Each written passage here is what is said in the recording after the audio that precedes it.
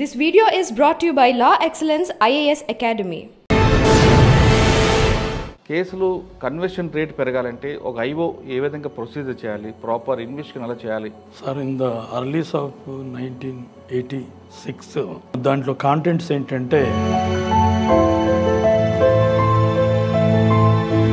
Kinder గార్టెన్ నుంచి degree వరకు ఆయన రైల్వే స్కూల్లోనే చదువుకున్నాడు. ఆ రికార్డ్స్ అన్నీ మున్నూరు కాపు అని వెళ్ళినాయి. కాగ్నిజెన్స్ దొరికిపోయింది కాబట్టి అతను ఈ ప్లేస్లో నేను సస్పెన్షన్. కానీ ఈ మధ్యలో ఆయన వచ్చి మిమ్మల్ని కలవడం తప్పైందని ఏమీ లేదు, నాతో అంత కలిసి గట్స్ కూడా ఎవరికి ఉండవు. ఒక దశలో మీ డిపార్ట్మెంట్ వాళ్ళు కోర్టుకు వెళ్ళకపోవడం వల్ల మీ మీద కేసు అయింది. అయినా అది ఒక రకమైనటువంటి department helped me lot. Railway track మీద మృతదేహం మీకు చాలా ఇబ్బంది పెట్టినట్లుగా అనిపించింది. అవును, అరుణకుమారి రేప్ అండ్ మర్డర్. ఆ మర్డర్ కేసు ఎలా ఉందంటే ఆల్రెడీ చెప్పాను. అంటే మీ సీన్ వెళ్ళేసరికి ఆ కేసు ఏంటి? Rape and murder railway track మీద ఉంది. రైల్వే ట్రాక్ మీద లేదు, మీకు వచ్చేసరికి కంప్లైంట్ ఏముంది? ఈమె ఫ్యాషన్ డిజైన్లో పనిచేసేది అమ్మాయి, కొంచెం సోషల్గా ఉండే అమ్మాయి అనుకుంటాను. ఒక్కరోజు ఈ జాన్ మనోహర్ అనే వ్యక్తి ఆమె క్యాబిన్లోకి వెళ్ళి దెన్ ఈ స్టార్టెడ్ కిస్సింగ్. గొడవలు వచ్చే వరకు ఈ నవీన్ గాడు అనేటోడు ఏం చేసినాడు, పెద్ద కర్ర అది మొద్దు లేక ఉంటే అది తీసుకొని అమ్మాయి మీద కొట్టేశాడు. కానీ కంప్లైంట్ మాత్రం రేప్ అండ్ మర్డర్ ఉంది మీకు. ఆ రేప్ కేసు ఇంతమంది కలిసి చేసినారు, రైల్వే ట్రాక్ మీద పడేసిందని అలిగేషన్. కేసులో మిమ్మల్ని ఇబ్బంది పెట్టారు, చాలా ఇష్యూ చేశారు కదా, కానీ అసలు నిందితులు దొరికారా? నేను నిజంగా చెప్తాను, నేను ఎవరికి ఏం భయపడను. ఇప్పటి కూడా నన్ను చంపిన కూడా నేనేం భయపడే వ్యక్తిని ఏమి కాదు. ఒకసారి పట్నం రాజేందర్ రెడ్డి గారి కేసు.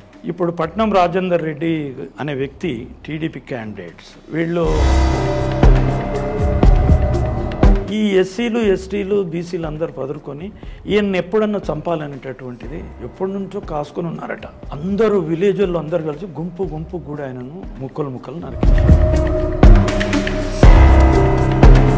అదే harassment on weaker sections by the Rajender Reddy. దానివల్ల గ్రామం ఆయన మీద కక్ష, గ్రామంగా చుట్టుపక్కల విలేజ్లన్నీ, అన్ని గ్రామాలు కక్ష పెట్టుకున్నాడు. ఎంత మరి ఆయన ఇబ్బంది పెట్టుంటాడు ఏమో, అది నాకు చెప్పిన ఇన్ఫర్మేషన్ కానీ నేను స్వయంగా చూసింది కాదు సార్. సార్ ఫైనల్ గా చెప్పండి, కన్వెన్షన్ రావాలంటే ఒక ఆఫీసర్ ప్రొసీజర్ ఏ విధంగా చేయాలండి?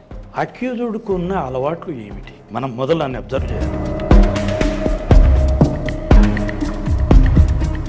పెట్రోల్ పోసి ముడ్డి కాలుస్తారండి, ఎంత అన్యాయం.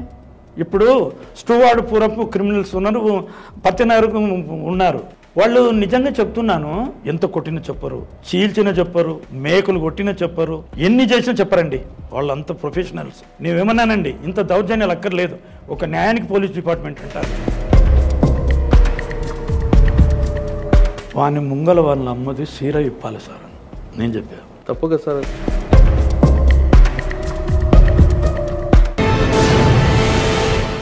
Welcome to crime diaries. ఈ వారం మన గెస్ట్ సిఐడిలో సుదీర్ఘకాలం పనిచేసి రిటైర్ అయిన డిఎస్పి గారు, పేరు బంటు రాములు గారు. బంటు రాములు గారు పోలీస్ డిపార్ట్మెంట్కి వచ్చిన తర్వాత లా అండ్ ఆర్డర్లో ఎంతకాలం పనిచేశారో అంతకు రెట్టుగా సిఐడిలో పనిచేశారు. దానికి ప్రధాన కారణం ఆయన ఇన్వెస్టిగేషన్ పార్ట్ బాగుంటుంది, ప్రతి కేసులో ఆయనకి ఇన్వెస్టిగేషన్ చాలా ప్యాషన్గా తీసుకుంటారని అప్పట్లో ఉన్న సీనియర్ ఆఫీసర్లు ఆయనకి సిఐడిలోకి ఇచ్చారు. సిఐడిలో పనిచేస్తున్నప్పుడే కారం చెడు లాంటి కేసుతో పాటు బస్సు దగ్ధం కేసు, చాలా కేసులు చేసుకొచ్చారు.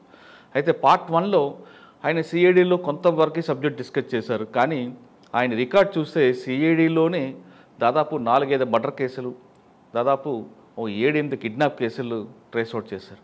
అంటే కేసులు పట్టుకోవడం, ఇన్వెస్టిగేషన్ చేయడం, ఛార్జ్ షీట్ వేయడమే కాకుండా అందులో నిందితులకు శిక్ష పడేలా ఛార్జ్ షీట్ వేయడం అనేది ఆయనకు ఒక ప్రత్యేకత ఉంది. అంటే కన్వర్షన్ రేట్ అనేది రాములు గారి రికార్డులో చాలా ఎక్కువ కనిపిస్తుంది. అందుకే ఆయనకి పోలీస్ మెడల్స్, కమ్యూనిస్ట్ చాలా మెడల్స్ కూడా వచ్చాయి. ఆయన సర్వీస్లో సిఐడిలో మర్డర్ కేసులు, చాలా సెన్సేషన్ కేసులు కనిపిస్తుంటాయి. ఒక ఎస్ఐని ఆయన అరెస్ట్ చేసి పంపిస్తారు, తర్వాత ఒక లేడీని మర్డర్ కేసులో రైల్వే ట్రాక్ మీద ఆ కేసుని ఎలాగ ఇన్వెస్టిగేషన్ చేశారు అని చెప్తారు. దాంతోపాటు పట్నం రాజేందర్ రెడ్డి గారి హత్య కేసులో అది ఏ విధంగా, అంటే రంగారెడ్డి జిల్లాలో అప్పుడులో జరిగిన సెన్సేషన్ కేసులో ఆ కేసుని ఏ విధంగా ఇన్వెస్టిగేషన్ చేసుకొచ్చారు, అందులో నేరస్తులకు ఎలా శిక్ష పడింతో పాటు కిడ్నాప్ కేసులు చెప్తారు. అంటే ఒక ఆఫీసర్కి సిఐడిలో కేసు వచ్చినప్పుడు ఆ హ్యాండ్ ఓవర్ చేసుకున్న తర్వాత ఆ కేసుని ప్రొసీజర్ ఎలాగెళ్తుంది, ఇన్వెస్టిగేషన్ పార్ట్ ఏ విధంగా వెళ్తుంది, అంటే టెక్నాలజీ లేని సమయంలో హ్యూమన్ ఇంటెలిజెన్స్ వాడుకుంటూ సిఐడి అనగానే ఎక్కువ సదుపాయాలు కనిపించు, కానీ అరకొర సదుపాయాలతో ఆ కేసులు ఎలా డిటెక్ట్ చేశారనే విషయాన్ని రాములు గారు అని తెలుసుకుంది. రాములు గారు నమస్తే అండి. నమస్కారం సార్. పార్ట్ 1లో మీరు సిఐడిలు కారం చేయడం విషయంతో పాటు కొన్ని మంచి కేసులు చెప్పుకొచ్చారు, కానీ ఇంకా మీ రికార్డులన్నీ కూడా సిఐడిలు ఎక్కువగా సుదీర్ఘకాలం పనిచేశారు కాబట్టి మర్డర్ కేసులు ఉన్నాయి, కిడ్నాప్ కేసులు కనిపిస్తున్నాయి, అన్నిటికన్నా కన్విక్షన్ రేట్ ఎక్కువ కనిపిస్తుంది. ఒకసారి సిఐడిలో మీరు పనిచేసిన టైంలో మనం ఒకసారి వెనక్కి వెళ్తే పట్నం రాజేంద్ర రెడ్డి గారి హత్య కేసు, అదేవిధంగా ఒక కిడ్నాప్ కేసు కనిపిస్తుంటుంది, దాంతోపాటు ఒక ఎస్ఐని ఫాల్స్ సర్టిఫికేట్ పెడితే ఆయా కేసు, ఇవన్నీ కేసులు కనిపిస్తుంటాయి. ఈ ఇన్వెస్టిగేషన్ పార్ట్లో మీ మీద కూడా కొంతమంది అధికారులు ఒక ఎలిగేషన్ పెట్టడం, అందులో కూడా మీరు కూడా ఇబ్బంది పడినట్లుగా తెలుస్తుంది. ఒకసారి ఇవన్నీ చెప్పే ముందు నాకు కావాల్సింది ఏంటంటే ఒక ఆఫీసర్, అంటే నెక్స్ట్ జనరేషన్ వచ్చిన ఆఫీసర్కి కేసు దర్యాప్తు ఎలా చేయాలి, కేసులు కన్విక్షన్ రేట్ పెరగాలంటే ఒక ఐఓ ఏ విధంగా ప్రొసీజర్ చేయాలి, ప్రాపర్ ఇన్వెస్టిగేషన్ ఎలా చేయాలి అనే ప్రశ్నకు సమాధానం చెప్పే ముందు ఒక్కసారి సిఐడిలకు వెళ్ళి సిఐడిలో మీకు బాగా గుర్తుండిపోయి మీ మనసుకి హత్తుకున్న కేసులు చెప్పండి. Sir, in the earlies of 1986 there was ఒక సుడానిమస్ పెటిషన్.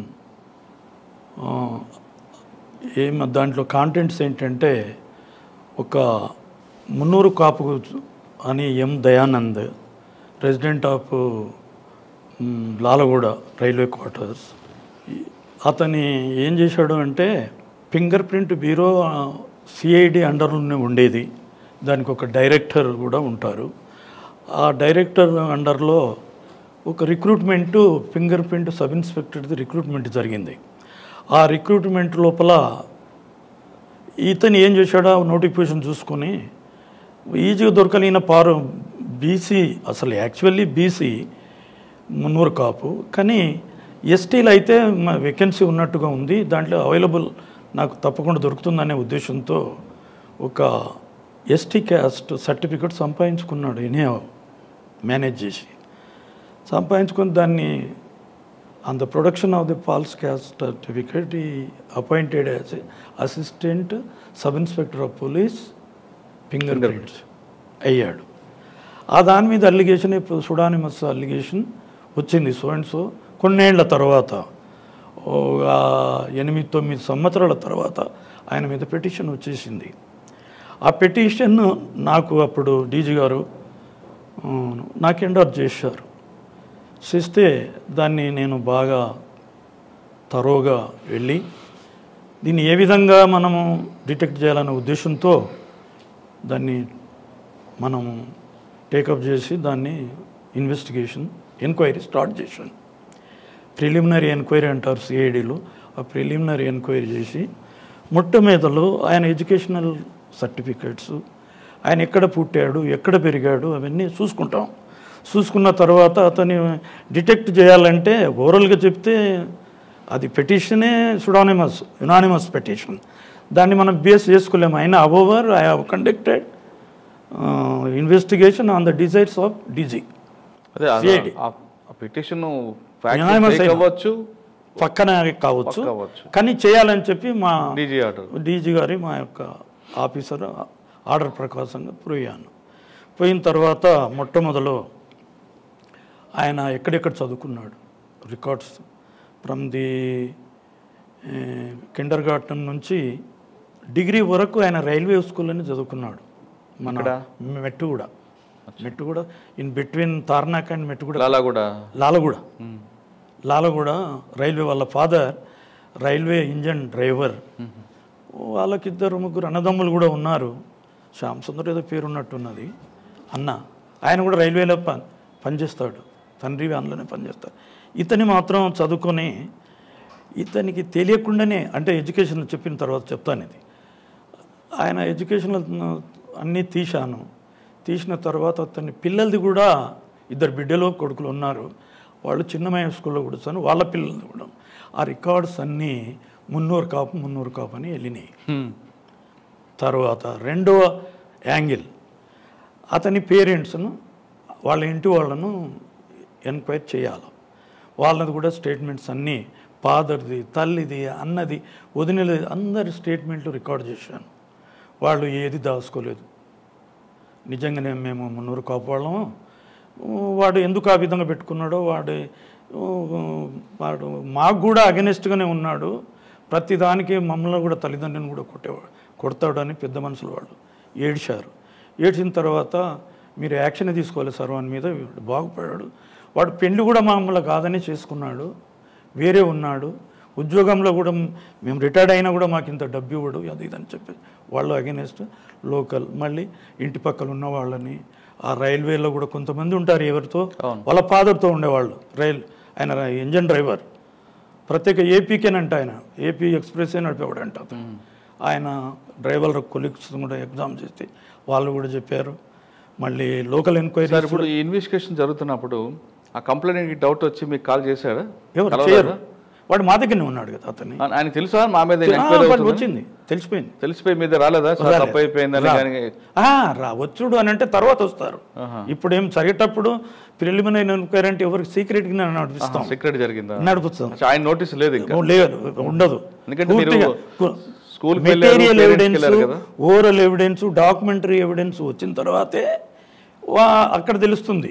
అప్పుడు యాక్షన్ చేయబోతాం కదా, కేసు ఏదో కట్టనికి పోతాం, అప్పుడు తెలుస్తుంది. సీక్రెటే.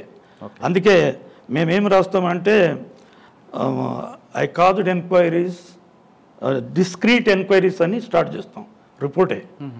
అదంతా అది సీక్రెట్గానే ఉండిపోతాయి. అలాంటి తర్వాత అవంతా కలెక్ట్ చేసిన తర్వాత కేసు ప్రిలిమినరీ రిపోర్ట్ రాసిన తర్వాత అన్ని రికార్డ్స్తోని అతని మీద కేసు కట్టాల అని అప్పుడు పుల్లారెడ్డి గారు ఎస్పీ ఉన్నారు, SC/ST సెల్కి. అప్పుడు సార్ ఈ విధంగా ఉన్నది అట్లా అంటే కేసు కట్టేయాలి మరి అది ఇదని చెప్పి అన్నాడు ఆయన. ఓకే, కేసు కట్టాం. ఓకే, కేసు క్రైమ్ నెంబర్ 32 ఎంతో ఉన్నది నోటెడ్ నాకు, ఎందుకంటే అతన్ని చాలా మట్టుగా కోర్టులకు అక్కడిక్కడ దింపాడు ఆయన. కేసు చాలా జ్ఞాపకం ఉంది నాకు. అయితే 32/80 ఉన్నది క్రైమ్ నెంబర్ ఎంతో. కేసు కట్టిన తర్వాత అది second case in CB/CID police station, registered by my self, నేనే చేశాను. First case police station start అయిందే నాతోని. ఫస్ట్ కేసు ఏమో ఒక అడ్వకేట్, పార్ట్ 1లో చెప్పాం మనం. అవును. ఇప్పుడు పార్ట్ 2 లోపల ఒక SI ఈయన చేసిన తర్వాత అతన్ని సస్పెండ్ చేసేసారు. గవర్నమెంట్ ఎంప్లాయీ కదా, తొందరగా కేసు కట్టిన తర్వాత ఇక కాగ్నిజెన్స్ దొరికిపోయింది కాబట్టి అతన్ని ఈ ప్లేస్లో suspension. During the suspension period ఈ వెంట్ టు AP ట్రిబ్యునల్. కానీ ఈ మధ్యలో ఆయన వచ్చి మిమ్మల్ని కలవడం తప్పు అయిందని ఏమీ లేదు, అప్పుడు కలవనికి వీల్లేదు. నాతో అంత కలిసి గట్స్ కూడా ఎవరికి ఉండవు. నేనంటేనే చాలా అది ఇంకా అగెనిస్ట్గా పోతాడా వీడు అని చెప్పేసి ఎవరు నా దగ్గర ఏం గుర్చేయలేదు. ఒక్క పొలిటికల్ వాళ్ళు ఏదో ఎంత ఫోన్లు చేయొచ్చు, కానీ డిపార్ట్మెంట్లు ఉన్న వాళ్ళు ఒక DSPలు కానీ ఎవరు కానీ నాకు చెప్పిన వాళ్ళు ఎవరు చేయరు. ఆ కేసులో సస్పెండ్ చేసి కన్నా ముందు అరెస్ట్ చేయొచ్చు కదా. అరెస్ట్ అయినందుకే ఈ ప్లేస్ జైలుకి పంపించారు. ఆటోమేటిక్గా అవన్నీ జరుగుతాయి ప్రాసెస్, కానీ డిపార్ట్మెంటల్గా అవన్నీ సస్పెండ్లో పెట్టాలి. కేసు ఫైనల్ సెటిల్మెంట్ వచ్చినంత వరకు డిస్మిస్ చేయడానికి వెళ్ళలేదు. ఆయన ఇప్పుడు ట్రిబ్యునల్కి వెళ్ళాడు. వెళ్ళిన తర్వాత ఎట్లా వెళ్ళిండు, వీళ్ళు అనవసరంగా నన్ను ఇట్లా సస్పెండ్ చేశారు, దాన్ని స్క్వాష్ చేయాలని AP ట్రిబ్యునల్కి వెళ్ళాడు. AP ట్రిబ్యునల్కి వెళ్తే దానికి కౌంటర్ మా వాళ్ళు వేస్తారు. దాని లోపల అతని సక్సెస్ కాలేదు. తర్వాత కొన్నాళ్ళకు మళ్ళీ ఇంకో పిటిషన్ వేశాడు. అది కూడా అతనికి దాన్ని వచ్చేస్తే అతనికి ఎక్స్పర్టీ ఆర్డర్ వచ్చేసింది. మా వాళ్ళు ఏదంటే ముందు అయినారు, ఎక్స్పర్టీ ఆర్డర్ వచ్చేస్తే ఈ డిస్మిస్సల్ నన్ను సస్పెండ్ చేయడం, వీళ్ళు మా మీదనే యాక్షన్ తీసుకున్నాను, IO మీదనే యాక్షన్ తీసుకున్నాలని నా మీద పిటిషన్ పడేశాడు. నా మీద జైపాల్ అని చెప్పి director finger prints, principal cinema school, ఇంకా రైల్వే స్కూల్ వాళ్ళ మీద రికార్డ్స్ ఎక్కడెక్కడో వాళ్ళందరి మీద వేసేసాడు. వేసిన తర్వాత మా మీద కేసు నడిచింది, కోర్టు రిఫర్డ్ కేసు. మళ్ళీ మేము అడ్వకేట్ని పెట్టాలి, మా డిపార్ట్మెంటల్ అడ్వకేట్లు. ఆ డిపార్ట్మెంటల్ కూడా నడదు అంటే మళ్ళీ గవర్నమెంట్ డబ్బులు ఇచ్చి వేరే ప్రైవేట్ డాక్టర్ని అపాయింట్ చేశారు ఆ కేసులో. నా తరపున చూస్తే అప్పుడు కోర్టు ఏం చేసింది, మళ్ళీ ఎంక్వైరీ వేసింది నా మీద. ఈయన సరిగ్గా చేసిండో లేదో అని కోర్టు నుంచి డైరెక్షన్స్ సిబిసిఐడికి వచ్చినాయి. వచ్చినప్పుడు వాళ్ళు ఇంకో ఇన్స్పెక్టర్కి కేసు ఎంటర్ చేశారు. అంటే మొత్తం ఎపిసోడ్ అంతా అయిపోయింది కదా, ఇక ఆయన ఓవరాల్గా ఫైనల్గా డిసిషన్ ఇవ్వాలి ఈయన డిస్మిసల్ గురించి. అయితే ఆయన వసుంధరం అని చెప్పి ఇన్స్పెక్టర్కి అది ఇచ్చేశారు. ఆయన ఇన్వెస్టిగేషన్ చేసి ఇతనిది అంత బోగసే అతను అని చెప్పేసి కోర్టుకు సబ్మిట్ చేశాడు. దాని మీద కోర్టు నుంచి ఈయన్ని టర్మినేట్ చేయండి, డిస్మిస్ చేయండి అని చెప్పేసి ఆర్డర్స్ వచ్చాయి. అతన్ని dismissed from the service. Okay sir, ఆ కేసులో ఒక వేక్ కంప్లైంట్ని మీరు ఎంక్వైరీ చేసి దానికి స్ట్రాంగ్ బిల్డప్ చేసి ఆయన అరెస్ట్ చేసి సస్పెండ్ చేశారు. ఒక దశలో మీ డిపార్ట్మెంట్ వాళ్ళు కోర్టుకి వెళ్ళకపోవడం వల్ల మీ మీద కేసు అయింది, మీరు మళ్ళీ అడ్వకేట్ పెట్టుకోవడం, ఇదంతా పెద్ద హెడేక్ కదండి. ఇది మీకు ఇబ్బంది అనిపించలేదు? అయినా అది ఒక రకమైనటువంటి రెస్పాన్సిబిలిటీ సార్. రెస్పాన్సిబిలిటీ కానీ డిపార్ట్మెంట్ సపోర్ట్ చేయాలి. చేసింది నేను చెప్పిన కదా, అడ్వకేట్ ఫీజులు అవన్నీ కట్టింది డిపార్ట్మెంట్, హెల్ప్డ్ మీ లాట్. అచ్చా, ఓకే. ఆ కేసు పక్కన పెడదామండి. పట్నం రాజేంద్ర రెడ్డి గారికి వచ్చి చెప్పండి. చాలా పెద్ద ఇష్యూ కదా అప్పుడు. పట్నం రాజేంద్ర రెడ్డి గారికి ముందు రైల్వే ట్రాక్ మీద మృతదేహం మీకు చాలా ఇబ్బంది పెట్టినట్లుగా అనిపించింది. అవును, అరుణకుమారి రేప్ అండ్ మర్డర్.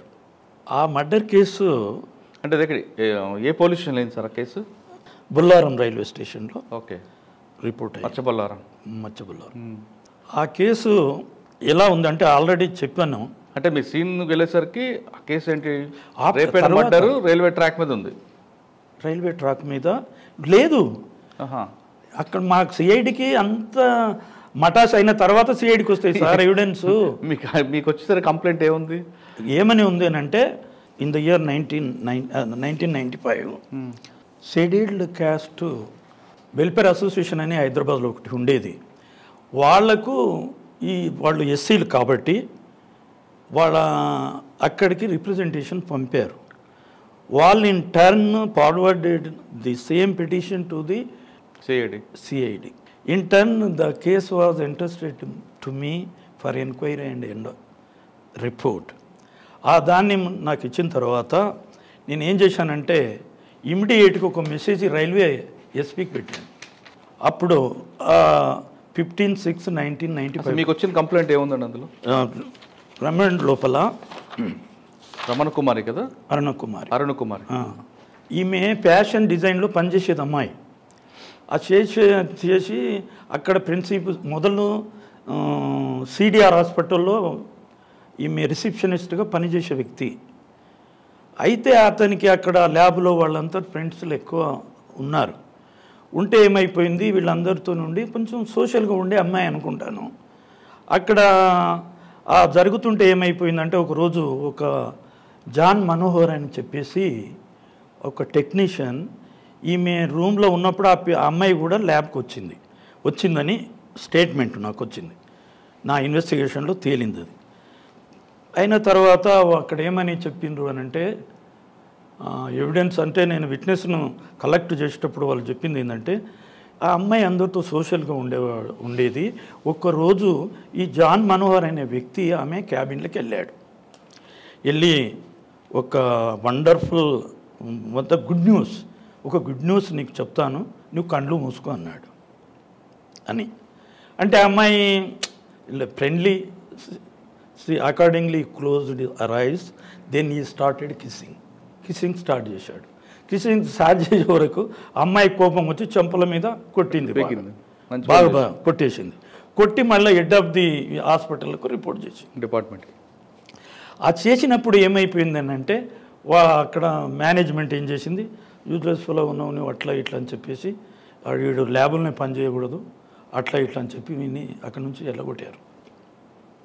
వెళ్ళగొడితే మళ్ళీ ఇప్పుడు వేరే హాస్పిటల్లో పనిచేసే టెక్నీషియన్ మళ్ళీ వేరే హాస్పిటల్లో ఎక్కడనో తెలుసా అని చెప్పి పంచగుట్ట పోలీస్ స్టేషన్ ముందు ఉంది, అక్కడికి వచ్చి ఆవిడ పని చేసుకుంటూ ఉన్నాడు. కానీ వీళ్ళిద్దరికి అక్కడ ఎవిడెన్స్ ఏమున్నదంటే, ఈ అమ్మాయి జాన్ మనోహర్ ఇద్దరు బైక్ మీద ఎంజాయ్ చేసేవాళ్ళు అని కూడా స్టేట్మెంట్లు ఇచ్చారు. అదే కాకుండా ఇంకా కొంతమందితో కూడా అమ్మాయి తిరుగుతూ ఉంటుంది. అంటే సోషల్గా ఫ్రెండ్షిప్ హోటళ్ళకు అక్కడిక్కడ పోతూ ఉంటారు సార్, అట్లా ఇట్లా అని. మేము అందరం కూడా కలిసి అక్కడ ఉన్న వాళ్ళు అందరూ ఎవిడెన్స్ ఇచ్చారు. ఎవిడెన్స్ని ఇచ్చిన తర్వాత అప్పుడు ఇలా ఎవిడెన్స్ని అంతా తీసుకొని ఇప్పుడు అక్యూజ్డ్లను మనము ట్రేస్ అవుట్ చేయాలి. కానీ కంప్లైంట్ మాత్రం రేప్ అండ్ మర్డర్ ఉంది మీకు. Unknown person unknown persons. ఆ రేప్ కేసు ఇంతమంది కలిసి చేసినారు, రైల్వే ట్రాక్ మీద పడేసిందని అలిగేషన్ అంతే. దాన్ని మనకు తర్వాత వచ్చింది. అప్పుడు నేను లోకల్ పోలీస్కు రైల్వే పోలీస్కు మెసేజ్ పెడితే ఈ ఐఓ ఎవరు దీంట్లో ఐలై అనేటి అతని ఒక sub inspector IO, first IO Bollaram railway పోలీసులో ఆయన ఏం చేసిండు, ఇంకో కొంతమంది ఉన్నారు ఇన్క్వెస్ట్ పంచనామా కండక్ట్ చేసేటోడు అక్కడ ఎంతమంది ఉన్నారో వాళ్ళందరినీ కూడా నాకు ప్రొడ్యూస్ చేయాలి అని చెప్పి మెయిల్ పెట్టాను ఎస్పీకి రైల్వేస్. ఆయన అప్పుడు ఆయన పంపిస్తే అంటే నాకే టైం ఇచ్చారు. నేనే సికింద్రాబాద్ పోలీస్ స్టేషన్ పోయి రైల్వే సూపరింటెండెంట్ ఆఫీస్లో ఎగ్జామ్ చేశాను, రికార్డ్ వాళ్ళ స్టేట్మెంట్లు.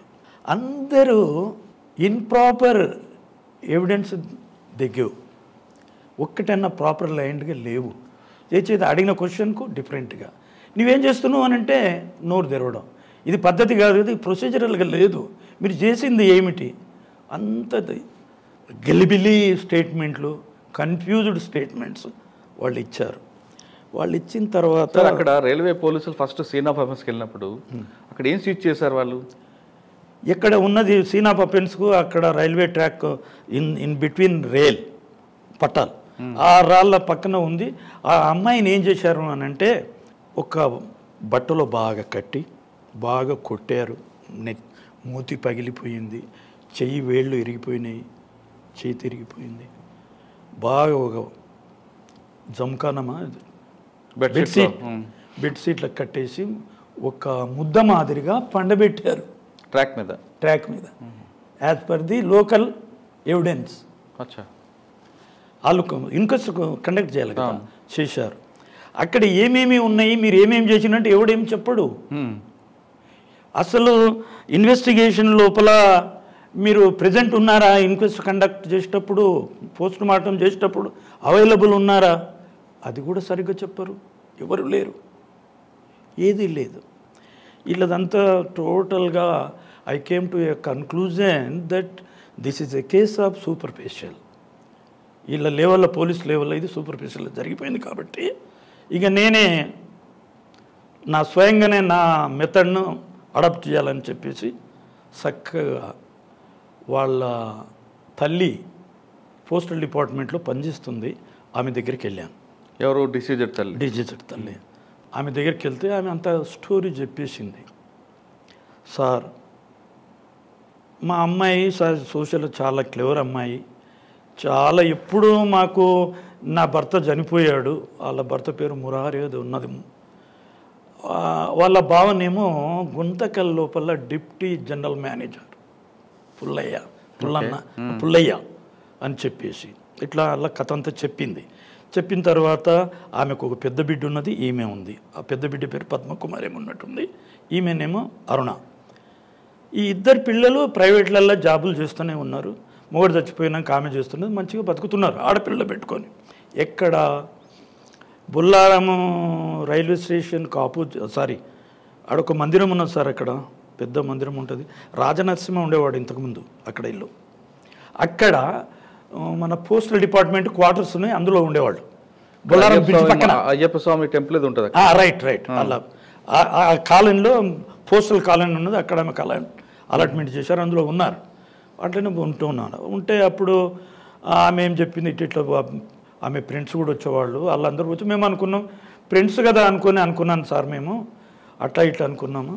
ఇక ఫ్రీగా ఉండేవాళ్ళు. ఇక వాళ్ళ వెంబడి కూడా వచ్చి వాళ్ళు వచ్చి ఇక్కడ నా బిడ్డకు లిఫ్ట్ కూడా ఇస్తుంది, లిఫ్ట్ ఇంటి దగ్గర వదిలిపెట్టాం డ్యూటీలు అయిపోయినాక. అవన్నీ ఆమె వాస్తవం చెప్పేసింది. చెప్పేసిన తర్వాత మరి ఎట్లా జరిగింది ఇదంటే, ఇంతమంది వస్తుండే సార్, ఒక పేరు నలిన్ కుమార్, పద్మభూషణ్, పద్మనాభం, ఇంకెవరో 5-6 మంది పేర్లు చెప్పింది. వీళ్ళందరూ ఆమె ఫ్రెండ్స్, ఆడపిల్లలు కృప, ఇంకెవరెవరో నళిని బొలిని అని చాలామంది ఉన్నారు. వీళ్ళందరి పేర్లు కూడా చెప్పారు. చెప్పిన తర్వాత ఇవాళ ఎంక్వైరీ అంతా చేసుకొని అక్కడ చుట్టుపక్కల ఆమె కూరగాయలకు పోయింది. ఏ రోజైతే ఈమె బయటికి వెళ్ళిందో ఆ రోజు మధ్యాహ్నమే వచ్చేసింది. మధ్యాహ్నం వచ్చేసి టిఫిన్ తీసుకుపోయింది హాస్పిటల్కి. మళ్ళీ మధ్యాహ్నం వచ్చి అక్క దగ్గర కీ ఉంది, పద్మ దగ్గర. ఆమెనేమో 5 గంటలకు ఏమో వచ్చింది. వచ్చే వరకు ఈమె బయటనే వరండాలో కూర్చొని తినుకుంటే వరండాలో కూర్చొని ఉన్న వాళ్ళ అక్క వచ్చింది. ఏమి ఇంత జల్దీ వచ్చాను అంటే, లేదక్క ఇవాళ నాకు పని అంతా లేకుండా వచ్చేసినాను, అట్లా ఇట్లా. ఇద్దరు ఇంట్లోకి పోయిండ్రు. ఇంట్లో కూర్చొని అది చేసుకొని కూరగాయలు ఏమీ లేవు, కూరగాయలు తీసుకురాపో అని చెప్పి వీళ్ళ చెల్లెల్ని పంపింది అరుణన్ బయటికి. అక్కడనే మెయిన్ రోడ్కు అక్కడ ఉంటుంది అనమాట. అక్కడ కూరగాయల షాప్ దగ్గరికి వెళ్ళి కూరగాయలు తీసుకొని వచ్చింది. కూరగాయలు తీసుకొని వచ్చిన తర్వాత వీళ్ళు వంట చేస్తుంది అక్క. ఈ అమ్మాయి వరండలో ఫోన్ వచ్చింది ఆమెకు. అప్పుడే ఫోన్ వస్తుంటే మాట్లాడింది. ఎవరు కృప అని చెప్పేసి ఆడోళ్ళ పేరు చెప్పి ఏదో చెప్పిండ్రు. నీవు ఇమ్మీడియట్గా బొల్లారం బస్ స్టాండ్ దగ్గరికి రా అని చెప్పేసి, బొల్లారం కాదండి, అల్వాల్ బస్ స్టాండ్ దగ్గరికి రా అని చెప్పేసి అంటే, ఈ అమ్మాయి కూరగాయలు తెచ్చిన తర్వాత మళ్ళీ బొల్లారంకి అక్క నేను ఇప్పుడే వస్తా అని చెప్పి వెళ్ళిపోయింది. వెళ్ళిపోయి వీళ్ళు వస్తుంది వీళ్ళ ఫ్రెండ్స్ ఉన్నారని వాళ్ళకు అది తెలుసు కదా, ఎక్కడ ఫ్రెండ్స్తో ఎక్కడన్నా ఎంజాయ్ చేస్తున్నారేమో, ఎక్కడున్నా క్లబ్లో బొబ్బులో అన్న థింకింగ్లో ఉండి 2 గంటల రాత్రి అయినా కూడా వీళ్ళు అప్పుడు వీళ్ళకి మనసుకి ఇంత రాత్రి అయిపోయా రాకపోయా ఏమైపోయా అని చెప్పి పరిశాన్ అయిపోయారు. తెల్లారిపోయింది, రాలేదు. అప్పుడు ఆమె పోలీస్ స్టేషన్ పరిగెత్తారు. రాత్రి రాలేదు మా బిడ్డ అట్లా అంటే. అయితే వీళ్లకు అప్పుడు టెలిఫోన్ లేవు కదా, ల్యాండ్లైన్ టెలిఫోన్లు ఉన్నాయి.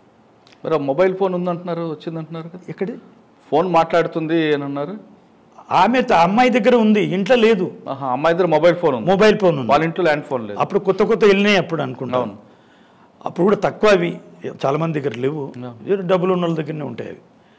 అయితే అప్పుడు ఒక యునానిమస్ కాల్ వచ్చింది వాళ్ళ అమ్మకు. ఆమెకు మొబైల్ ఉంది, ల్యాండ్ ఫోన్కి వచ్చి. ఆమె తల్లి దగ్గర లేదు. ఈ ల్యాండ్ ఫోన్ డిపార్ట్మెంటల్ కదా, ల్యాండ్ ఫోన్కి వచ్చింది. శ్రీనివాస్ అనే ఒక అతని ఫోన్ చేశాడు ఆమెకు. ఎట్లా చూడమ్మా, 5-6 మంది కలిసి ఉన్నారు, ఈ అల్వాల్ బ్రిడ్జి పక్కకు రమ్మన్నారు. అక్కడ మీరు అన్నట్టు జ్ఞాపకం చేశారు, అయ్యప్ప టెంపుల్ దగ్గర. అక్కడ కింద కూర్చొని వీళ్ళు గ్యాదర్ అయ్యారు. గ్యాదర్ అయిపోయిన తర్వాత వీడు ఈ నళిన్ అనేటోడు వీనితో కూడా లింకు ఉన్నదన్నట్టుగా అనుమానాలు అమ్మాయికి. అయితే వీడు జాన్ మనోహర్ గారికి కూడా లింక్ ఉన్నదని అనుమానం. వాడు వేరే ఉన్నాడు. అయితే వీడు ఏం చేసినాడు, జాన్ మనోహర్ గారు ఈమెను ప్రేమిస్తా పెళ్లి చేస్తా అని చెప్పేసుకుని ఒడంబడిక చేసుకున్నారు. చేసుకున్న తర్వాత అసురెన్స్ ఇచ్చి వీడేం చేసిండు, వాని మేనమర్దలను మళ్ళీ పెళ్లి చేసుకున్నాడు. చేసుకున్న తర్వాత వీళ్ళిద్దరికి ఘర్షణ వచ్చేసి ఈ అమ్మాయి నేను అనుకుంటా సెకండ్ థాట్కి వెళ్ళిపోయింది. ఇక నళిన్ గారిని ఏమన్నా వాళ్ళ పెట్టుకు, వీళ్ళందరూ దోస్తులే, ఫ్రెండ్సే. ఈ నవీన్ వీళ్ళందరికీ అంతా, ఈ జాన్ మనోహర్ గారు వీళ్ళందరూ ఫ్రెండ్స్. వీళ్ళందరూ కలిసి 5-6 మంది అది వచ్చింటే అక్కడ డిస్కషన్స్ అయిపోయినాయి. ఈ అందరి మీద నీవెట్లా పెళ్లి చేసుకున్నావురా అని చెప్పేసి, నువ్వు వాని మీద ఏం చేసినావు, నీవు ఎందుకు చేసినావు, నువ్వు పెళ్లి చేసుకున్నావు అని గొడవలు వచ్చినాయి. గొడవలు వచ్చే వరకు ఈ నవీన్ గాడు అనేటోడు ఏం చేసినాడు, అక్కడ ఒక బ్లంట్ పెద్ద కర్ర, అది మొద్దు లేక ఉంటే అది తీసుకొని అమ్మాయి మీద కొట్టేశాడు, తల మీద కొట్టాడు. అది ఎవరు, ఒక అందులోకి వెళ్ళి ఒక శ్రీనివాస్ గాడు తల్లికి ఫోన్ చేశాడు, లేదమ్మా ఇటు జరిగింది. జరిగిన తర్వాత ఈమె ఏకదమ్ ఇమ్మీడియట్గా కొలాప్స్ అయిపోయింది. కొలాప్స్ కాగానే మళ్ళీ వీళ్ళు బట్టి 10 చేస్తుంటే, అంతకుముందు 2-3 రేపు చేశారు చీకట్లో, రాత్రిలో సేపు అయిన తర్వాత వీడు నవీన్ గాడు అనేటోడు నళిన్ అనేటోడు కొట్టే వరకు నేను కూడా సపోర్టుకు, నేను కూడా కట్టుతాను, వాడే చెప్పేటోడే మళ్ళా నేను కూడా కొట్టాను. పడిపోయింది. అది ఆల్వాల్ రైల్వే స్టేషన్ పక్కన జరిగింది కదా సార్, పక్కనే. అది మీరు బొల్లారం కాదు, అది ఆల్వాలే. అల్వాలే ఆ రైతు బజార్ రైల్వే జ్యూరిడిక్షన్ బొల్లారానికి వస్తుంది. నాకు బాగా గుర్తుంది. రైల్వే స్టేషన్ ఉంటుంది, ఇటువైపు రైతు బజార్ ఉంటుంది, ఒకవైపు అది అయిపోయిన తర్వాత పైన ఫ్లైఓవర్ దాని కిందనే జరిగింది అంతా నాకు గుర్తుంది. అక్కడ పెద్దగా ఒక గుళ్ళు ఉండే, హిందూ దేవాలయాలు, జాతరలు తాగుతుండే అక్కడ. జాతర ఎవ్రీ సండే కిర్చిపోతుండే జనాలు అక్కడనే. అక్కడ 2-3 ఫంక్షన్లకు ఉండే పోయినా ఆ జాతరలో. అయితే ఈ విధంగా చెప్పిన తర్వాత ఏం చేశాడు వాడు, ఇటు జరిగింది అయినాక ఆమెను ఏం చేయాలని చెప్పేసి బెడ్షీట్లు కట్టి రైల్వే ట్రాక్లో పట్టేశారు. ఈ విధంగా ఇది చంపినరమ్మా అని చెప్పి ఈమెకు కాల్ చేశాడు.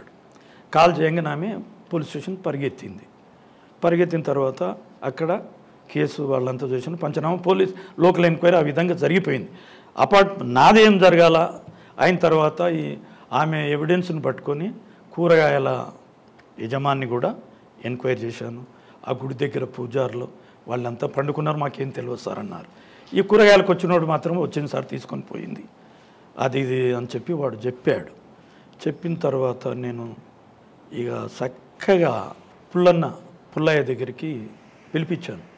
ఎట్టెట్ట జరిగిందంటే, ఇది వాస్తవం సార్, మీరు పోలీసు వాళ్ళు ఏమీ సరైన ఇన్వెస్టిగేషన్ చేయలేదు, ఎస్సీలు అంటే ఎవరు చేయరు సార్, ఈ విధంగా జరుగుతున్నది ఎవరు పట్టించుకోరు, అట్లా ఇట్లా అని చెప్పేసి నాతో చెప్పాడు. నాతో చెప్పిన తర్వాత ఈ జాన్ మనోహర్ అనేటోడు న్యూ సిటీ హాస్పిటల్లో టెక్నీషియన్గా మళ్ళీ పనిచేస్తున్నాడు. చేస్తున్న తర్వాత వాడు ఒక్కడే అవైలబుల్ ఉన్నాడు, మిగతా వాళ్ళందరూ బాంబాయి ఎక్కడెక్కడ పరారైపోయారు. అప్పటికి 5-6 నెలలు అయిపోయింది, జరిగిన దానికి 5-6 నెలలు అయిపోయింది. 5-6 నెలల దగ్గర 1 year అయిపోయింది అనుకుంటాను. అయిపోయింది కేసు. మా దగ్గరికి అంతా అషడాప్ అయినాక అంతా డిసప్పేర్ అయినాక మా దగ్గరికి వస్తుంది. అవిటిని మేము అప్పుడేం చేయాలంటే సర్కమాస్టాన్షియల్ ఎవిడెన్స్ క్రియేట్ చేయాలి. దానికి మళ్ళీ కేసు కాన్స్టిట్యూట్ చేయాలంటే చాలా కష్టమైన పని ఉంటుంది. సిఐడిలో అట్టడి కేసులో వస్తాయి, అట్టడి చేయాలి. అయితే వాడిని ఎగ్జామ్ చేశాను నేను పోయి ఒకరోజు చేస్తే వాళ్ళు ఏమైపోయిందంటే, అక్కడ సెక్యూరిటీ ఆఫీసర్ ఉంటాడు ఒకడు, వాని పేరు వస్తలేదు నాకు, వాడు పోలీసుడు రిటైర్డ్.